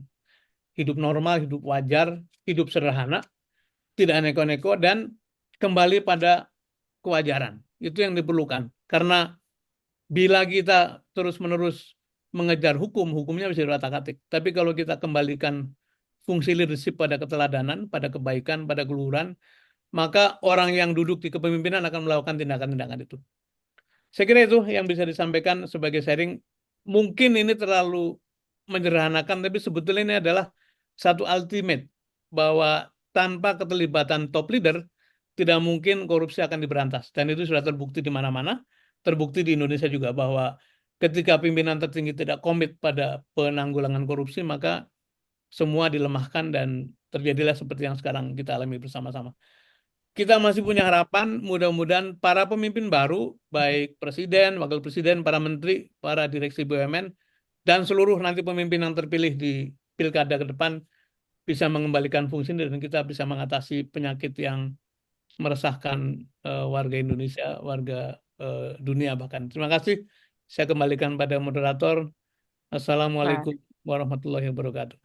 Waalaikumsalam warahmatullahi wabarakatuh. Terima kasih banyak Pak Sudirman, dan pesan terakhirnya tetap sama ya, mulainya dari atas, mulainya dari pemimpin, baik itu pemimpin formal kita maupun pemimpin-pemimpin informal yang sebenarnya jaringannya lebih mencengkram, Ya. seperti itu. Baik, kesempatan berikutnya saya persilakan kepada Mas Adrian untuk memberikan materinya. Iya. Nah, ini mungkin gabungan antara jadi dosen sama jadi ekonom nih juga nih. Iya, Silakan Mas Adrian, waktu itu. terima kasih Bu Alvekalia. Assalamualaikum warahmatullahi wabarakatuh. Pertama-tama Prof Mahfud MD dan Prof Didik dan Pak Sudirman Said dan Bu Alvekalia sebagai senior saya ya. Ini saya sebenarnya ini saya menggarami lautan nih. Karena sebenarnya ya yang sudah disampaikan itu sudah banyak baik sekali lah gitu. Tapi saya mungkin akan mau menambahkan dari sisi perspektif generasi muda lah gitu ya. Jadi karena saya menjadi perwakilan generasi muda dan saya juga beraktivitas di kampus yang itu banyak anak-anak muda gitu ya. Jadi ini akan mewakili perspektif saya. Jadi izin ya saya share screen ya. Oke. Oke, sip, sudah kelihatan ya. Oke, jadi judulnya ini berkaitan sama ini ya, kalau berkaitan sama pemetaan eksklusif dan pandangan dari generasi muda. Jadi ini mungkin yang saya lihat ya dari generasi muda yang kita melihat bahwa drama berkaitan sama pemerintahan sekarang yang eksklusif lah gitu ya, Bu. Lawan kata dari inklusif ya itu kan sangat berisiko terhadap terjadinya korupsi ya, karena itu kan apa, berkaitan sama apa namanya konflik kepentingan. Jadi kalau misalnya saya buka, oke. Ya, jadinya pemerintahan sekarang itu rentan terhadap konflik kepentingan karena cenderung didominasi oleh kelompok atau individu tertentu. Jadi menurut data yang ada ini ya, pada Kabinet Indonesia Maju kemarin yang Jokowi Ma'ruf Amin, Pak Ma'ruf Amin, itu sebesar 45 kalangan partai politik dari dan 55%-nya itu dari kalangan profesional. Tapi pada Kabinet Merah Putih itu kita mengalami kenaikan yaitu sebesar 5%, yaitu sebesar 50% dari partai politik dan 50% dari kalangan profesional. Jadi memang kenapa sih gitu ya, menteri dari apa latar belakang partai politik sebenarnya sih nggak ada masalah ya, tentu kalau dalam aspek demokrasi kita tentu diperbolehkan lah gitu. Tapi masalahnya itu muncul berkaitan sama ini ya, konflik kepentingan yang yang mungkin sudah kita lihat bersama-sama lah gitu ya. Bagaimana keputusan mereka itu dibuat berdasarkan uh, takutnya ya gitu ya, berindikasi pada kepentingan partai dan pendukungnya gitu ya. Dan tadi seperti yang dijelaskan oleh Pak Sudirman Said juga banyak sekali gitu ya dari menteri dan pejabat gitu ya. Nah, ini yang apa namanya berkaitan sama konflik kepentingan lah gitu ya. Nah, ini konflik kepentingan itu muncul ketika si individu tersebut tidak bisa ini ya membedakan antara afiliasi partai politik dan pribadi dan mereka. Dan ini akan mempengaruhi berkaitan sama objektivitas kayak gitu. Eh, Tentu ya timbul pertanyaan ya, apakah boleh? Ya sebenarnya boleh saja gitu ya, selama sistem pemerintahan kita yang demokratis seperti transparansi dan akuntabilitas itu berjalan. Dan satu kemarin yang Prabowo sampaikan itu di deklarasi Gerakan Nasional Solidaritas Nasional atau GSN ya. Eh, Waktu itu kayak Pak Prabowo kayak ngumpulin menteri-menteri dan pejabat gitu ya, dan itu saya lihat ya dari poin nomor 5 itu ada menarik ya. Jadi selalu membela kepentingan rakyat dan bangsa di atas kepentingan pribadi dan golongannya. Sebenarnya first step-nya itu sudah bagus ya tadi ya, apa namanya, adanya deklarasi. Jadi deklarasi itu kayak ada semacam perjanjian ya, apa ke publik dan ke diri sendiri gitu ya, bahwa apa namanya kita itu eh, pasti akan membela kepentingan rakyat ya, dan itu kita mementingkan kepentingan rakyat daripada kepentingan golongan lah kayak gitu. Tapi apakah pelaksanaannya itu gimana gitu ya? Nah, ini pelaksanaannya itu agak sedikit bermasalah ya gitu ya. Jadi seperti yang disebutkan juga sama Prof. Mahfud ya tadi ya, bahwa LHKPN itu ya. Jadi itu ternyata masih 59 menteri yang apa namanya melaporkan harta dan itu ya berkaitan sama afiliasi bisnis dan sebagainya lah gitu ya. Nah, ini eh, ini agak sedikit ini ya apa apa namanya bolong ya kalau saya lihat ya. Jadi tahap pertamanya bagus, tahap selanjutnya itu kita belum melihat adanya semacam apa namanya uh, uh, actionnya lah gitu ya, kurang lebih kayak gitu. Nah, sepertinya eh, kita juga suka melihat ya banyak sekali sekarang konflik kepentingan yang apa dilaksanakan sama pejabat-pejabat kita gitu ya. Dan tadi seperti dibilang oleh Pak Sudirman Said dan Prof. Mahfud bahwa kita tuh sudah terbiasa dalam kehidupan seperti inilah gitu ya. Tapi sebenarnya ini adalah apa ya risiko yang sebetulnya muncul terjadinya korupsi gitu ya. Jadi konflik kepentingan itu akan menciptakan risiko korupsi. Ini seperti yang saya temui ya dari beberapa literatur karena melibatkan penyalahgunaan posisi atau kekuasaan yang untuk keuntungan pribadi kelompok dari hak tertentu. Dan konflik kepentingan itu dapat berakibat terhadap hilangnya objektivitas dan turunnya kepercayaan publik dan korupsi yang semakin sistemik gitu ya. Nah, ini tentunya ini ya pemerintahan yang eksklusif yang tadi saya sampaikan di awal itu akan menimbulkan namanya konflik kepentingan dan ini akan muncul risiko korupsi lah gitu. Nah, dampak pemerintahan yang eksklusif adalah kekuatan lobby-lobby relasi gitu ya, yang itu akan mempengaruhi kebijakan untuk kepentingan pribadi ataupun kelompok. dan konsentrasi kekuasaan, kultur patronase gitu ya, yang itu menggarisbawahi hubungan berbasis loyalitas pribadi, jadi bukan sifatnya meritokrasi. Jadi dengan background saya yang di bidang manajemen ya gitu ya, jadi saya ada buku menarik ya, jadi judulnya itu Inclusify. Jadi bagaimana sih penekanan inklusivitas dalam organisasi. Jadi inklusivitas itu kan lawannya dari eksklusif ya gitu ya. Jadi budaya organisasi yang tidak inklusif atau bahasanya itu eksklusif gitu ya, dapat menyebabkan berdampak negatif ya, seperti kurangnya inovasi, diskriminasi dan ketidakadilan, dan citra buruk kepada organisasi karena dianggap sebagai tidak progresif. Nah, ini yang apa namanya perlu di garis bawahi ya. Kalau misalnya kalau tadi mungkin saya highlight kan gitu ya, kalau menteri dari latar belakang politik sebenarnya nggak masalah ya. Tapi sebenarnya harus ada tadi ya, keterbukaan dan sebagainya. Ini salah satunya ya adalah apa namanya berkaitan sama pelaporan kekayaan dan sebagainya. Itu juga harus dikuatkan gitu ya secara bersama-sama sehingga tidak muncul resiko terhadap praktik korupsi gitu. Nah, bagaimana sih pandangan generasi Z gitu ya terhadap korupsi di Indonesia gitu. Jadi tadi ya mungkin yang disampaikan oleh Pak Sudirman Said bahwa sebenarnya kita tuh masih punya harapan lah gitu ya. Jadi punya harapan dan salah satunya itu adalah role model. Jadi role model itu sebenarnya bisa diberikan kepada generasi Z ya di dalam melihat memandang kehidupan sehari-hari atau kehidupan politik dan sebagainya. Jadi sebenarnya generasi Z yang saat ini yang muncul makin banyak di Indonesia gitu ya dan sekarang makin masuk dunia kerja dan sebagainya, ini juga harus disiapi ya dan kita juga harus melihatnya perspektif generasi Z itu seperti apa sih gitu ya terhadap korupsi di Indonesia gitu ya.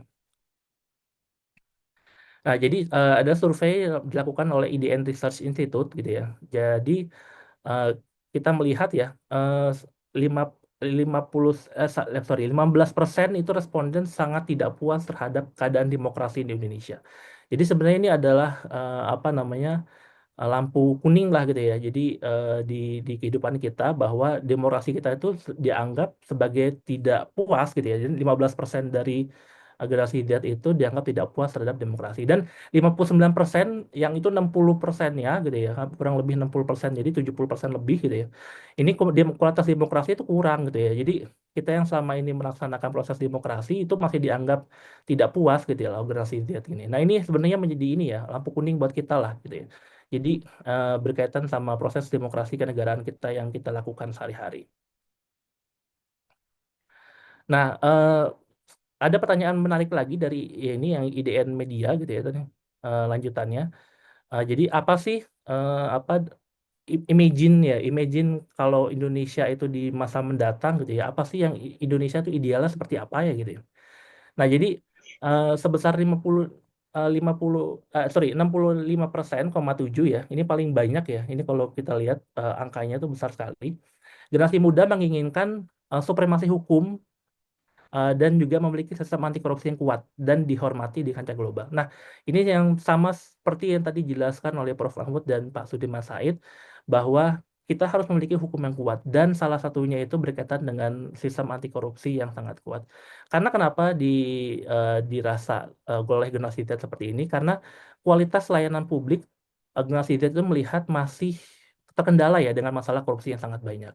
Mungkin dari kalau misalnya generasi Z ngurusin KTP, ngurusin apa SKCK dan sebagainya itu masih banyak lah dan banyak sekali apa namanya mahasiswa kita yang apa namanya meng-highlightkan juga itu ya berkaitan dengan permasalahan yang di apa layanan publik lah seperti itu. Ini ada penelitian menarik lagi ya. Jadi sebanyak 92,3 generasi Z percaya bahwa warga negara itu dari berbagai kelas sosial memiliki hak untuk hak yang sama untuk memilih siapapun ya. Jadi ini ya apa sebenarnya membuat perbedaan ya antara tadi pemerintah yang sifatnya eksklusif sama generasi Z yang menginginkan semua orang tuh dipilih gitu ya. Jadi tidak ada apa namanya tidak ada ya tadi eksklusivitas, koalisi dan semacamnya yang sifatnya gemuk dan sebagainya. Ini yang mereka itu tidak percaya terhadap hal itu ya. Dan 60% generasi muda melihat bahwa figur daya tarik pada partai politik itu sendiri. Jadi melihat generasi muda itu terhadap faktor role model itu sangat tinggi. Jadi dia menginginkan suatu role model yang sangat baik gitu ya, apakah itu dari level presiden ataupun non pemerintahan yang sifatnya menjadi tokoh role model kita ya atau generasi muda. Dan yang menjadi bahayanya lagi gitu ya, sebesar 56% eh, generasi muda itu lebih tertarik pada tokoh yang berasal dari luar partai politik. Nah, ini yang pertanyaan yang menjadi mendasar ya. Apakah kita kehilangan kepercayaan terhadap sistem partai politik kita gitu ya? Karena hampir setengahnya ya, setengahnya lebih gitu, mereka itu tidak percaya gitu. Dan ini cenderung mungkin atas itu ya sifatnya kita yang sifatnya transaksional gitu ya, partai politik kita yang cinta sifatnya transaksional itu ya, akhirnya membuat ya banyak masyarakat khususnya generasi muda itu tidak percaya lagi ya dengan generasi Z ya seperti itu. Dengan pemerintahan sekarang.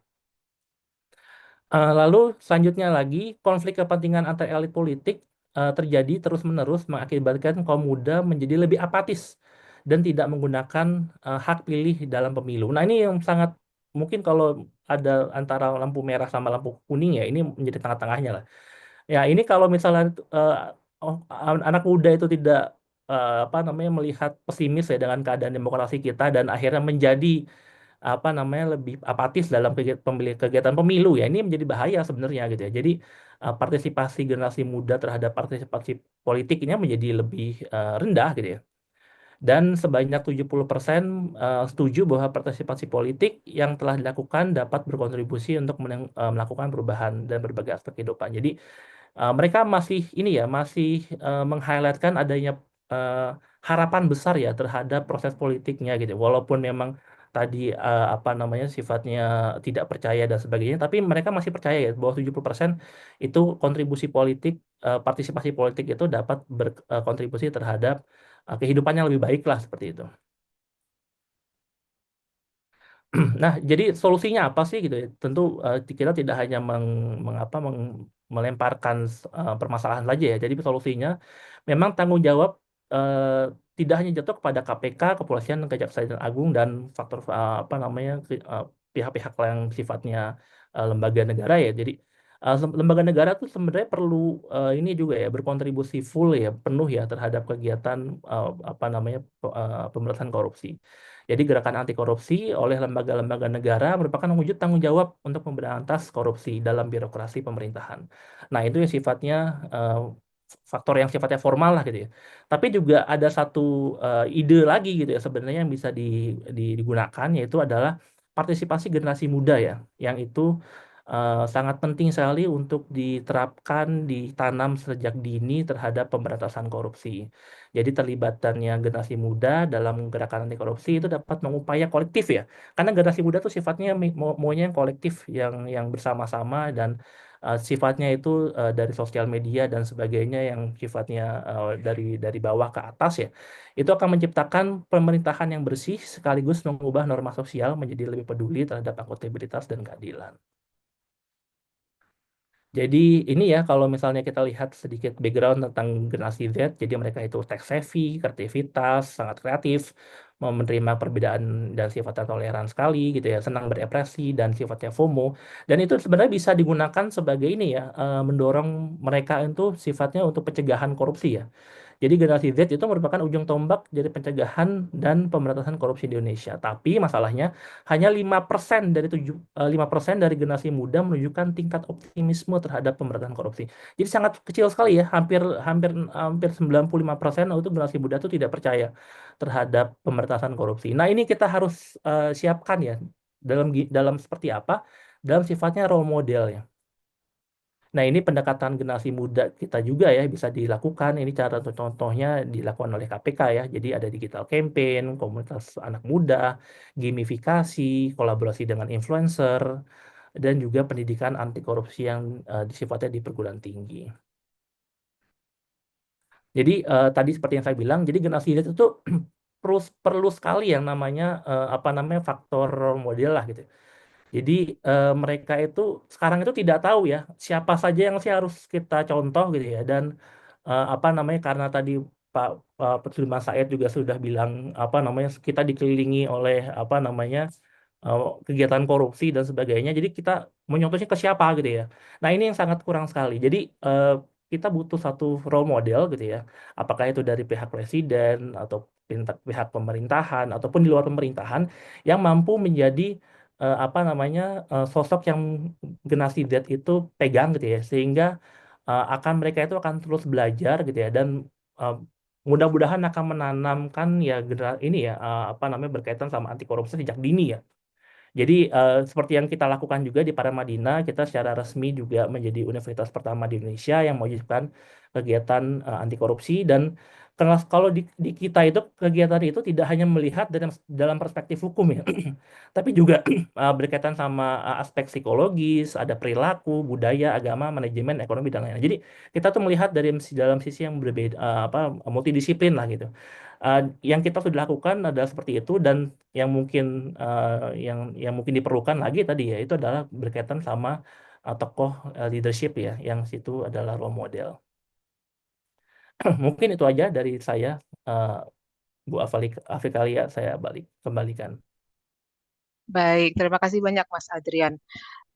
Akhirnya kita ketemu nih menurut saya benang merahnya ya dari seluruh pembicaraan ini. Kita mulai dari yang pertama itu adalah teladan dari pemimpin. Lalu kemudian dan kita lihat juga dari Mas Adrian mewakili generasi muda atau mencoba mengcapture suara generasi muda. Mereka tuh nggak punya role model untuk mereka bisa contoh supaya menjadi pribadi yang katakanlah berintegritas, kuat menahan godaan. Mungkin kalau saya memulai pembicaraan, kita eh, agak selesai mungkin paling lambat nanti 4:30 gitu, Pak Sudirman, nggak apa-apa ya Pak?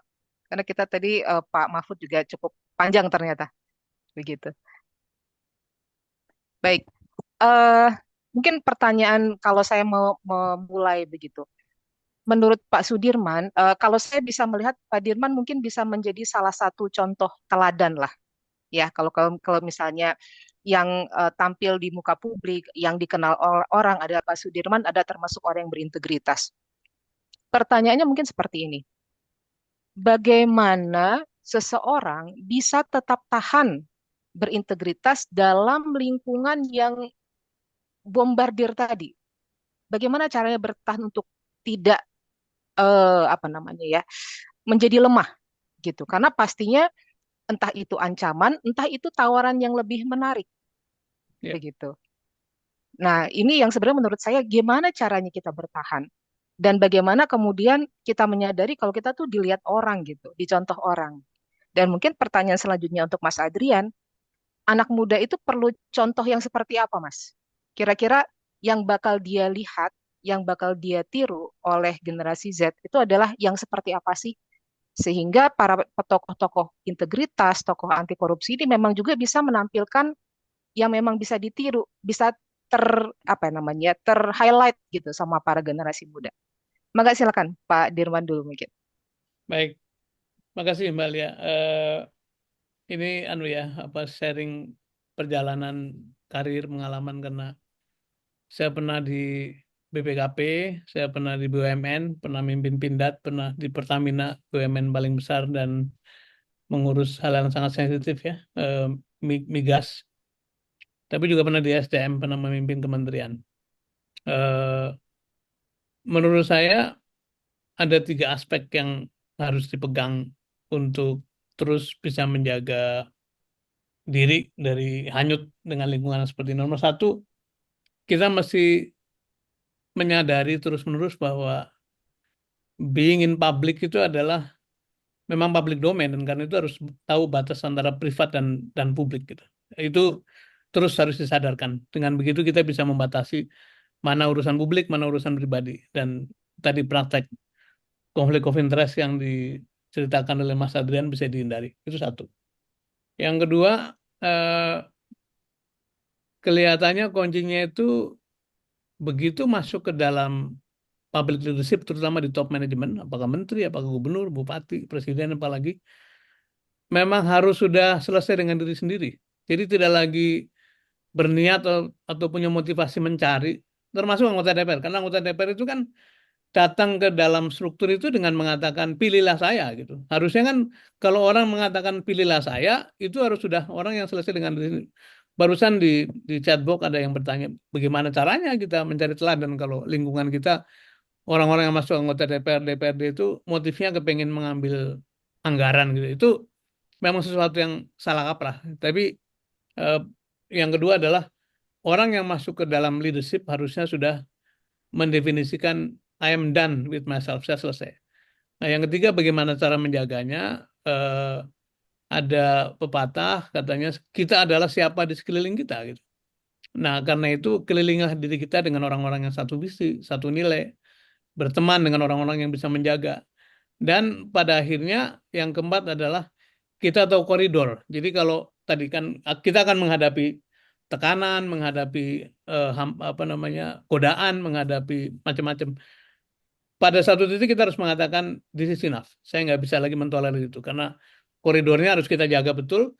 Kalau melampaui koridor ini, memang kita bilang kita berbeda, nggak bisa bersama-sama. Nah, disitulah kemampuan atau keberanian mengambil risiko mungkin diperlukan. Dan kalau kita merasa atau menyadari sejak awal bahwa I serve the public, maka ketika misalnya harus akibat kita menjaga prinsip kita harus terlempar atau harus selesai, ya tidak apa-apa karena kita datang untuk serve. Bila karena prinsip kemudian kita dikeluarkan dari lapangan, ya sudah memang waktunya kita keluar dan this country atau unit ini tidak don't deserve our service. Jadi mental modelnya bukan merasa kehilangan tapi kita masih menjaga prinsip tadi. Menurut saya, walaupun memang keadaannya tidak selalu dimenangkan ya, tapi sikap ini diperlukan karena itu akan menjadi semacam oase mata air di mana keteladanan atau sumber-sumber aspirasi itu masih bisa terjaga. Jadi nomor satu tahu bedanya publik dan privat, yang kedua tahu koridor, tahu batas cukup, kelilingilah diri kita dengan orang-orang yang baik supaya kita bisa saling menjaga dan pada satu titik kita mesti paham koridornya sampai di mana, ada threshold. Mungkin begitu, Mbak. Oke. Oke, terima kasih banyak Pak Sudirman. Ini sebenarnya psikologi sekali jawaban Pak Dirman ini. Iya. Jadi berarti artinya ketika kita menjadi pejabat publik, tujuan utamanya bukan cari uang. Iya. Tujuan utamanya melayani. Begitu ya Pak ya. Jadi kalau misalnya tujuannya adalah supaya dikenal orang, supaya dihargai. Nah, ini yang rentan-rentan kayaknya ya Pak ya untuk Iya. kemudian terjebak ke dalam itu. Nah, kembali ke Mas Adrian. Nah, jadi role model buat Gen Z ini yang bisa jadi role model itu yang seperti apa gitu, Ya, biar jadi pelajaran juga. oke, ya, makasih Bu Afikalia. Jadi tentunya role modelnya itu tentu harus memiliki konsistensi ya gitu ya. Pertama itu ya. Jadi mereka harus memiliki konsistensi berada di jalan yang selalu lurus ya bahasanya seperti itu dan selalu menolak kegiatan korupsi dan sebagainya. Ini pertama. Terus yang kedua yang tidak kalah penting adalah dengan kita berkomunikasi dengan bahasa generasi mereka ya gitu ya. Nah, ini yang kalau menurut saya itu masih adanya gap ya gitu ya. Jadi mungkin saya lihat itu masih ada kok, masih masih banyak kok. Seperti Pak Sudirman Said, tokoh-tokoh yang sifatnya berintegritas dan lain-lainnya seperti Prof. Didik juga, Brown juga Prof. Mahfud. Tapi yang saya lihat itu adalah bahasanya ya. Jadi bahasanya mereka bahasa generasi Z dan generasi Alpha yang baru ini itu memiliki gaya bahasa yang sendiri gitu ya. Nah, itu yang masih belum nyampe gitu ya bahasanya dari antara tokoh yang maaf ya senior gitu ya dan tokoh yang baru generasi yang baru itu belum menangkap. Jadi selama eh, kita bisa memecahkan permasalahan ini dan mudah-mudahan dalam bahasa TikTok gitu ya atau bahasa Instagram dan sebagainya ada satu tokoh yang sifatnya menarik, yang sifatnya independen dan sifatnya lugas dan dan sebagainya lah gitu. Ini menjadi tokoh yang menarik ya yang kalau saya lihat tuh belum belum ada ya belum ada satu tokoh yang sifatnya yang sifatnya besar yang itu sifatnya dengan bahasanya mereka ya dengan bahasa generasi Z-nya kayak itulah mungkin itu menjadi itu ya mungkin menjadi apa namanya saran ya untuk kemudian untuk dilakukan untuk PR-nya lah gitu dalam tanda kutip ya untuk sifatnya apa namanya memberikan role model ini seperti itu. Baik, baik. Terima kasih Mas Adrian. Yang pertama tetap saja konsistensi ya. Ya. Artinya kalau dia menyatakan anti korupsi tapi perilaku tidak menunjukkan hal itu ya sama aja bohong begitu ya. Ya. Tidak akan ada gunanya. Dan perlunya memang kembali komunikasi ya. Artinya ketika kita ingin pesan itu sampai, maka kita gunakan pesan untuk target sasaran kita Ya. ya seperti Nah, itu. Nah, di sini sudah ada apa namanya? Tadi sebenarnya sudah ada pertanyaan yang dijawab langsung oleh Pak Sudirman melalui chat. Ini saya bacakan saja dari kata data ya dari Mas Rian Danu. Jadi di sini disampaikan bahwa meminta tanggapan dari seluruh narasumber, dari Pak Sudirman dan juga Mas Adrian mengenai pasal 2 dan 3 Undang-Undang Tipikor soal fokus kerugian negara. Nah, ini dianggapnya sering digunakan untuk mengkriminalisasi dan didorong. Bahkan ada salah satu capim yang mendorong uji materi terhadap dua pasal ini. Pertanyaannya, apakah memang perlu dilakukan uji materi terhadap aturan tersebut? Mungkin saya mulai dari Pak Sudirman dulu. Silakan Pak Sudirman. Baik, saya sedang membalas di chatbox. Tapi gini, ada satu pandangan sebetulnya kalau KPK dan APH lain fokus pada pencegahan dan penindakan suap, itu kasus korupsi bisa diatasi dengan baik. Karena sebetulnya yang membuat orang itu masuk kategori korupsi apa enggak itu menerima suap. Jadi suap menjadi fokus gitu. Nah, benar sekali ada pandangan-pandangan bahwa pasal 2 dan 3 itu sering digunakan dengan koridor yang terlalu fleksibel. Jadi blur batasnya antara benar-benar korupsi atau tidak. Eh, dan mungkin diperlukan peninjauan, tetapi saya ingin wanti-wanti jangan sampai istilahnya itu don't fix unbroken things gitu ya. Jangan membetulkan sesuatu yang tidak rusak. Nah, kalau uji materi kemudian menjadi kotak Pandora untuk terus-menerus mengurangi kewenangan. Tadi kemarin misalnya atau tadi ya Pak Johanis Tanak mengatakan saya akan menghapus, saya kira kemarin ya, OTT. OTT. Itu kan sebenarnya sedang memereteli kewenangan-kewenangan yang ada dan dalam keadaan environment yang begini itu saya merugikan KPK. Nah, saya sepakat untuk melihat keseluruhan tetapi dengan semangat memperkuat regulasi supaya posisinya KPK makin kuat. Tetapi saya juga ingin mendorong supaya penanggulangan korupsi ke depan fokus pada suap. Jadi begitu ada suap sudah jelas itu ada korupsi. Yang lain-lain barangkali bisa kita eh, apa namanya prioritasnya bisa kita taruh di bawahnya. Mungkin gitu Mbak Lia dan Mas Rian dan Adrian. di kata data ya. Iya. Mungkin. Oke, baik. Silakan Mas Adrian ya, tanggapannya. ya mungkin karena saya bukan dari orang hukum ya, gitu ya. Jadi kita dari orang manajemen kebetulan. Jadi seperti sama yang sebutkan oleh Pak Sudirman Said. Jadi ya sepertinya kita tidak perlu mengubah sesuatu yang tidak perlu diubah ya kayak gitu ya. Jadi kalau memang misalnya berkaitan sama ini ya apa namanya pasal 2 dan 3 UU Tipikor ini ya kalau misalnya masih bisa digunakan untuk penegasan berkaitan sama kerugian negara ya penangkapan itu sebenarnya masih bisa dilakukan ya seperti itu. Oke, baik. Terima kasih Mas Adrian. Oke, ini ada satu yang raise hand. Pak Juri atau Bu Juri, saya berikan kesempatan untuk open mic.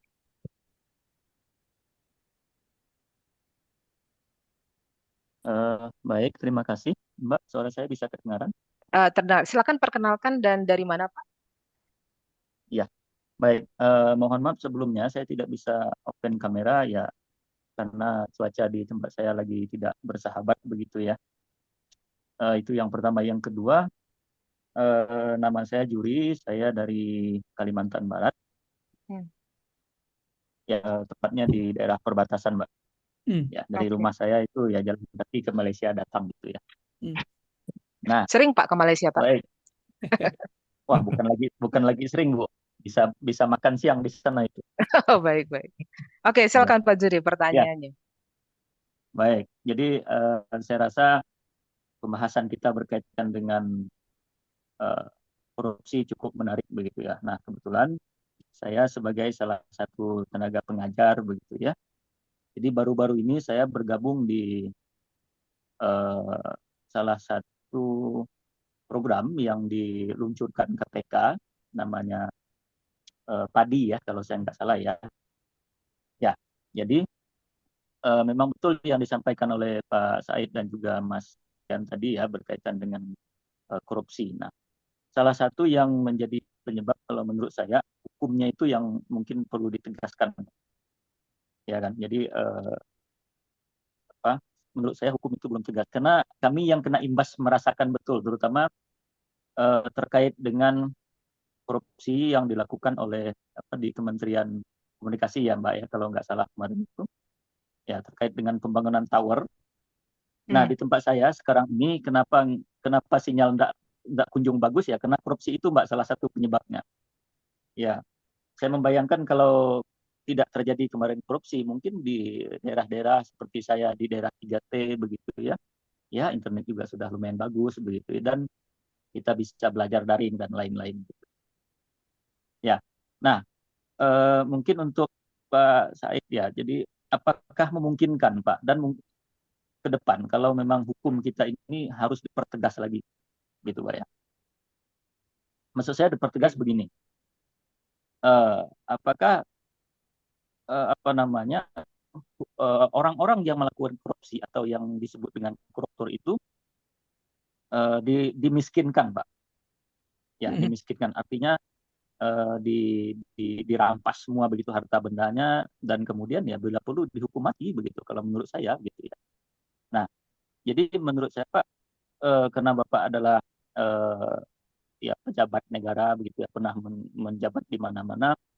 Harapan saya mewakili mungkin orang-orang yang berada di perbatasan mohon masuk ke mohon disampaikan Pak kepada pemerintah tolong dipertegas benar-benar hukum ini dan ya betul-betul dihukum gitu orang-orang yang melakukan korupsi. Saya rasa mungkin begitu Mbak. Terima kasih. Mohon maaf kalau panjang. Oke, Ya, baik. ya baik. Ya. Terima kasih banyak Pak Juri. Jadi ini dari perspektif hukum, ya, apakah mungkin untuk dimiskinkan dan bahkan mungkin dihukum mati? Nah, silakan Pak Sudirman Said. Baik, wacana untuk memberi hukuman yang keras pada koruptor itu sudah lama disampaikan termasuk dibicarakan termasuk soal ada yang punya aspirasi hukuman mati sampai pada dimiskinkan. Saya cenderung setuju memberikan hukuman maksimal pribadi saya, tetapi dalam urusan hukuman mati itu ada aspek-aspek HAM yang mesti dipertimbangkan. Meskipun orang mengatakan lebih melanggar HAM mana, koruptor atau orang-orang yang tidak korupsi. Jadi, tapi begini, kembali pada apakah itu akan dihukum keras atau lunak. Sebenarnya perangkatnya sudah ada. Misalnya ketika korupsi urusan-urusan yang sifatnya untuk hajat hidup orang banyak pada waktu COVID itu bisa di dua kalikan malah hukumannya. Jadi sebetulnya instrumennya cukup tersedia, tapi memang akhirnya kembali pada political will itu. Kalau political will-nya kuat, itu apapun bisa dikerjakan, termasuk menghukum keras. Di Cina itu menteri pun ada yang kena hukuman mati, gitu. Dan pada waktu eksekusi saya tidak melihat langsung, tapi diceritakan konon eksekusi hukuman mati itu dilakukan di hadapan keluarganya. Dan itu memberi efek jera luar biasa bahwa kalau kau berbuat begini, ya memang hukumannya keras dan itu bukan hanya mempermalukan, tapi juga menimbulkan trauma bagi keluarganya. Jadi dengan begitu ada satu efek jera yang ditimbulkan. Tentu saja kita tidak harus ekstrim seperti itu, tapi memang saya sependapat dengan Mas Juri bahwa perlakuan pada koruptor itu terlalu lunak ya. Kita lihat orang-orang yang terlibat itu bisa dengan ketawa-ketawa, dengan tas yang masih mewah terlihat, dengan apa namanya tampilan-tampilan yang sangat baik dan itu seperti tidak menunjukkan dia bersalah.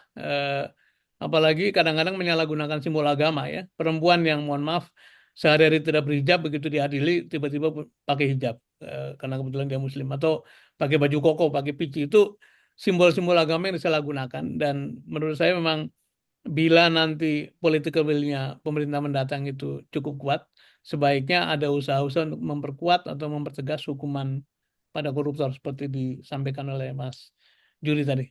Demikian, Mbak Lia. Oke, terima kasih banyak Pak Sudirman.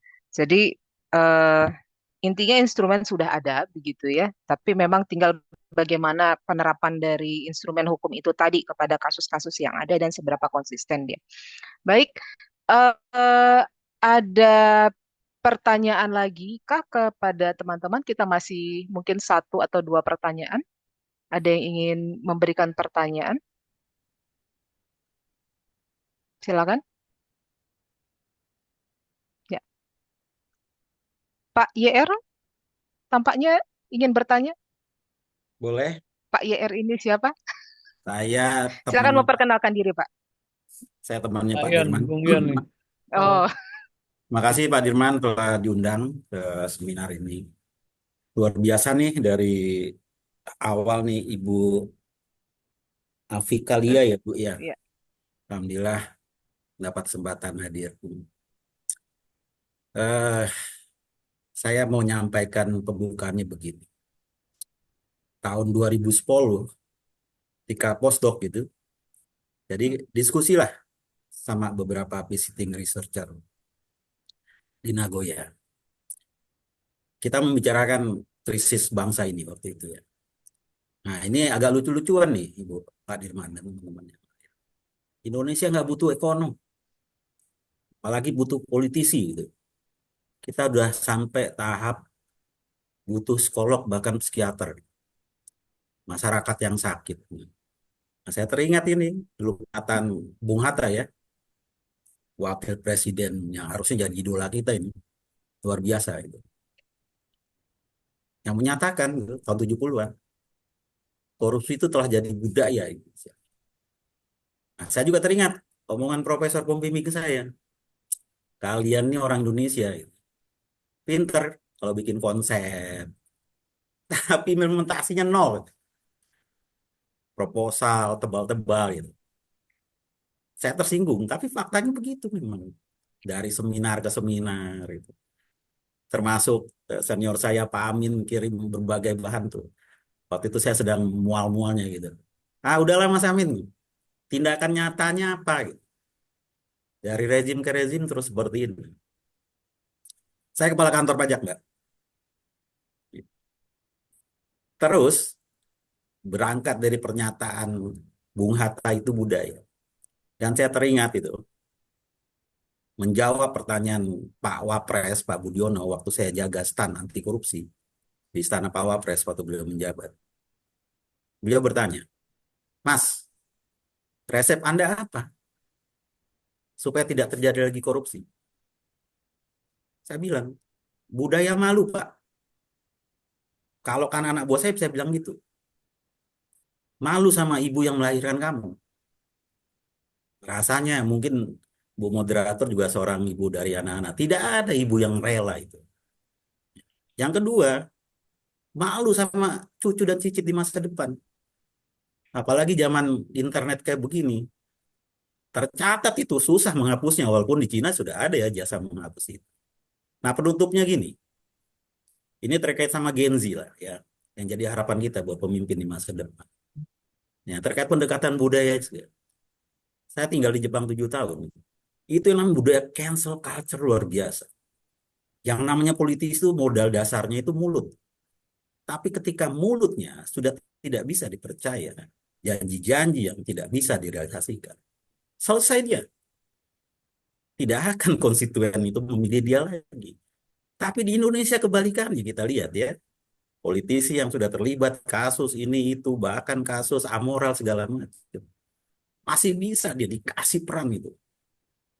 Bahkan pelacur-pelacur di dunia akademis gitu, yang tadi disertasinya dibuatkan segala macam, entah dari mana itu perjuangannya dibandingkan dengan orang-orang yang mendapat gelarnya itu berdarah-darah, malah dikasih tempat di masyarakat itu. Jadi ini budaya yang rasanya value kita nih sangat jauh dari norma-norma, entah itu norma agama, norma sosial yang sekedar kita pelajari di dunia akademisi saja. Jadi saya tersenyum-senyum tadi menonton juga itu. Ketika ada narasumber yang berangkat dari, oh iya emang idealnya begitu, tapi praktiknya ini tantangannya. Nah buat Gen Z mungkin, ya, yang perlu dikembangkan cancel culture itu kali di Indonesia. Sama kayak di negara Korea, di Jepang, tapi dari sisi yang lain.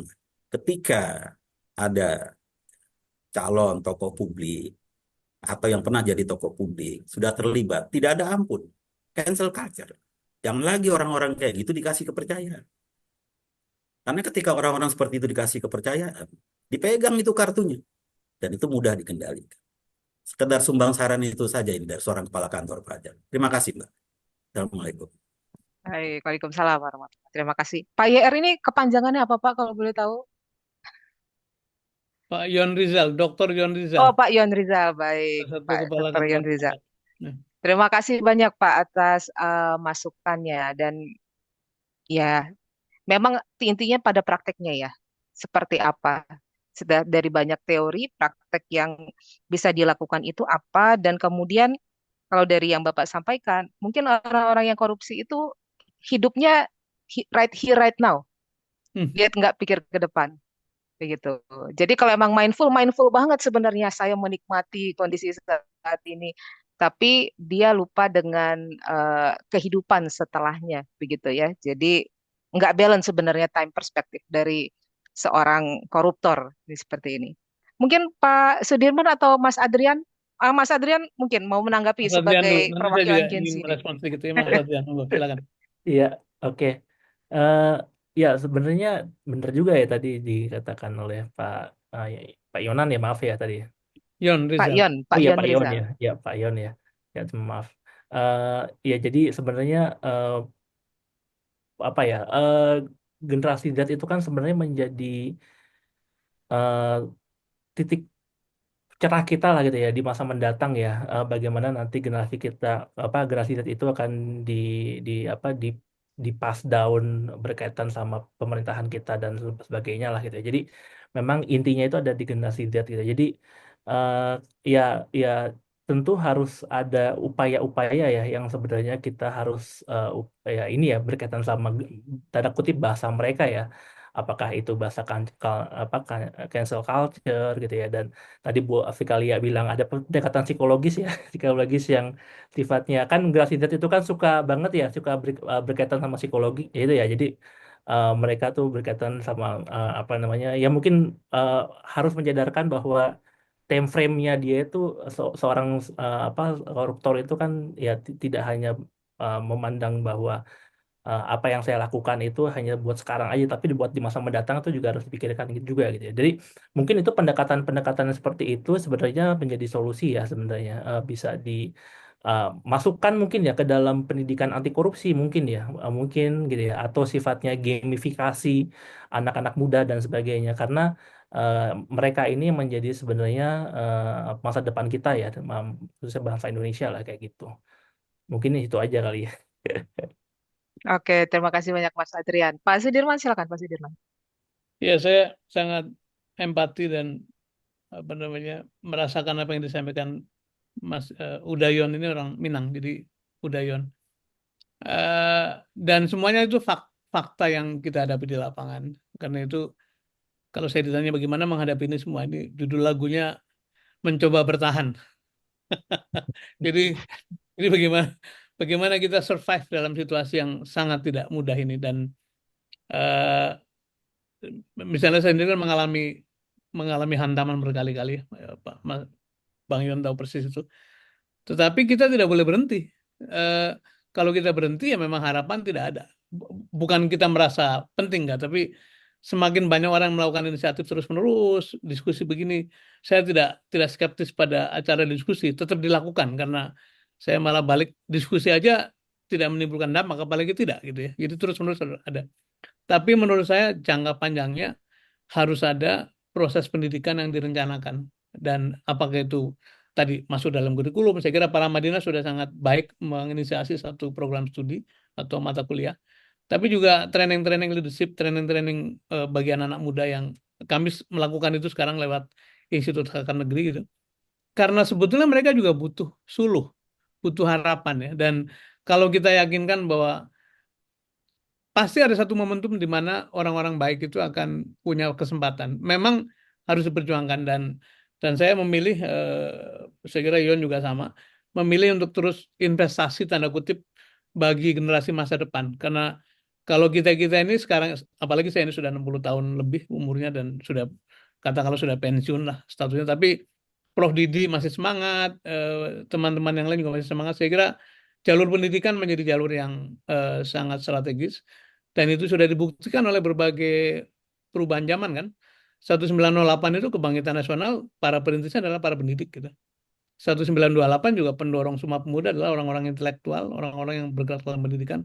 Sampailah pada 1998 ketika koreksi total terhadap keadaan itu orang-orang muda, orang-orang pintar terdidik, kampus menjadi kekuatan yang sangat strategis. Jadi barangkali ini waktunya kita membuat berbagai titik kumpul ya, assembly point untuk menjalin komunikasi orang-orang yang masih punya kepedulian dan masih punya kesadaran bahwa Indonesia ini terlalu penting untuk jadi negara gagal, karena itu jangan mengalah pada praktek korup yang sekarang ada.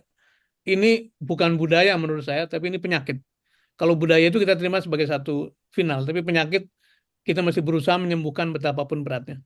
Itu pandangan saya, dan saya kira Yon termasuk orang yang sedang berusaha di dalam, meskipun saya tahu tidak mudah, tapi mari terus kita bergandeng tangan. Ngaten, Mbak Lia, monggo. Oke, baik. Terima kasih banyak Pak Sudirman. Dan karena memang waktu sudah sebentar lagi pukul 4:30, saya anggap tadi Pak Sudirman sudah menyampaikan Closing. penutupnya ya, Ya. bahwa mau nggak mau itu adalah melalui proses pendidikan. Mas Adrian mungkin ada final words-nya? Nggak ada sih, boleh ya? Nggak ada. Oke, baik. Saya sebagai moderator, sebelum saya tutup, izinkan saya mungkin sebagai dari ilmu psikologi melihat bahwa apa yang kita lihat saat ini dari eh, fenomena bangsa ini sebenarnya hilirnya dari bagaimana pendidikan nilai di masyarakat. Ya, ini hilirnya. Jadi yang harus diperbaiki hulunya. Nah, kita berharap hulunya ini yang kalau KPK sudah bergerak dengan LSP KPK menghasilkan penyuluh-penyuluh anti korupsi, kita sendiri sudah mencoba menyuluh di berbagai lini, termasuk juga di masyarakat. Kalau misalnya saya sendiri bergerak di penyuluh pendongeng misalnya, melalui dongeng-dongeng yang kita bisa anggap bisa mengenalkan, dan orang tua itu petugasnya itu menginternalisasi nilai begitu, sambil nanti sistemnya kita perbaiki. Jadi hulu diperbaiki, sistem diperkuat, sehingga nanti hilirnya nih di pemerintahan kita itu akan lebih baik. Dan kita akan melihat bagaimana nanti selanjutnya ke depan, kita tunggu begitu ya Pak Sudirman dan Mas Adrian, bagaimana presiden terpilih, presiden kita Prabowo Subianto itu bisa menjadi role model utama sebenarnya. Bagaimana dia membawa dirinya, bagaimana dia memimpin negara ini untuk menjadi toladan, ya setidaknya tahu bahwa yang di bawah-bawahnya nih kalau dia macam-macam, komitmen tegas dari presiden itu pasti akan ada bagi mereka yang melakukan korupsi. Mungkin itu penutup dari saya. Terima kasih banyak Pak Sudirman Said, Mas Adrian Wijanarko atas paparannya. Semoga yang disampaikan ini menjadi manfaat, berkah untuk kita semua, dan kita juga mengingatkan pada diri sendiri. Yuk jangan korupsi, sekecil apapun itu. Terima kasih semuanya. Assalamualaikum warahmatullahi wabarakatuh. Assalamualaikum warahmatullahi wabarakatuh. Terima kasih banyak Ibu Alfi Kalia. Terima kasih banyak Pak Sudirman. Terima kasih Pak Adrian. Terima kasih juga kepada Prof. Didik yang masih ada di Zoom. Terima kasih juga kepada Pak Mahfud MD. Dan tentunya para hadirin peserta pada diskusi sore hari ini. Terima kasih telah menghadiri diskusi Universitas Paramadina dan Institut Harkat Negeri. Sampai jumpa di diskusi-diskusi berikutnya. Saya pamit undur diri. Terima kasih. Wassalamualaikum warahmatullahi wabarakatuh. Terima kasih Mas Dirman, terima kasih. Salam warahmatullahi wabarakatuh. Terima kasih.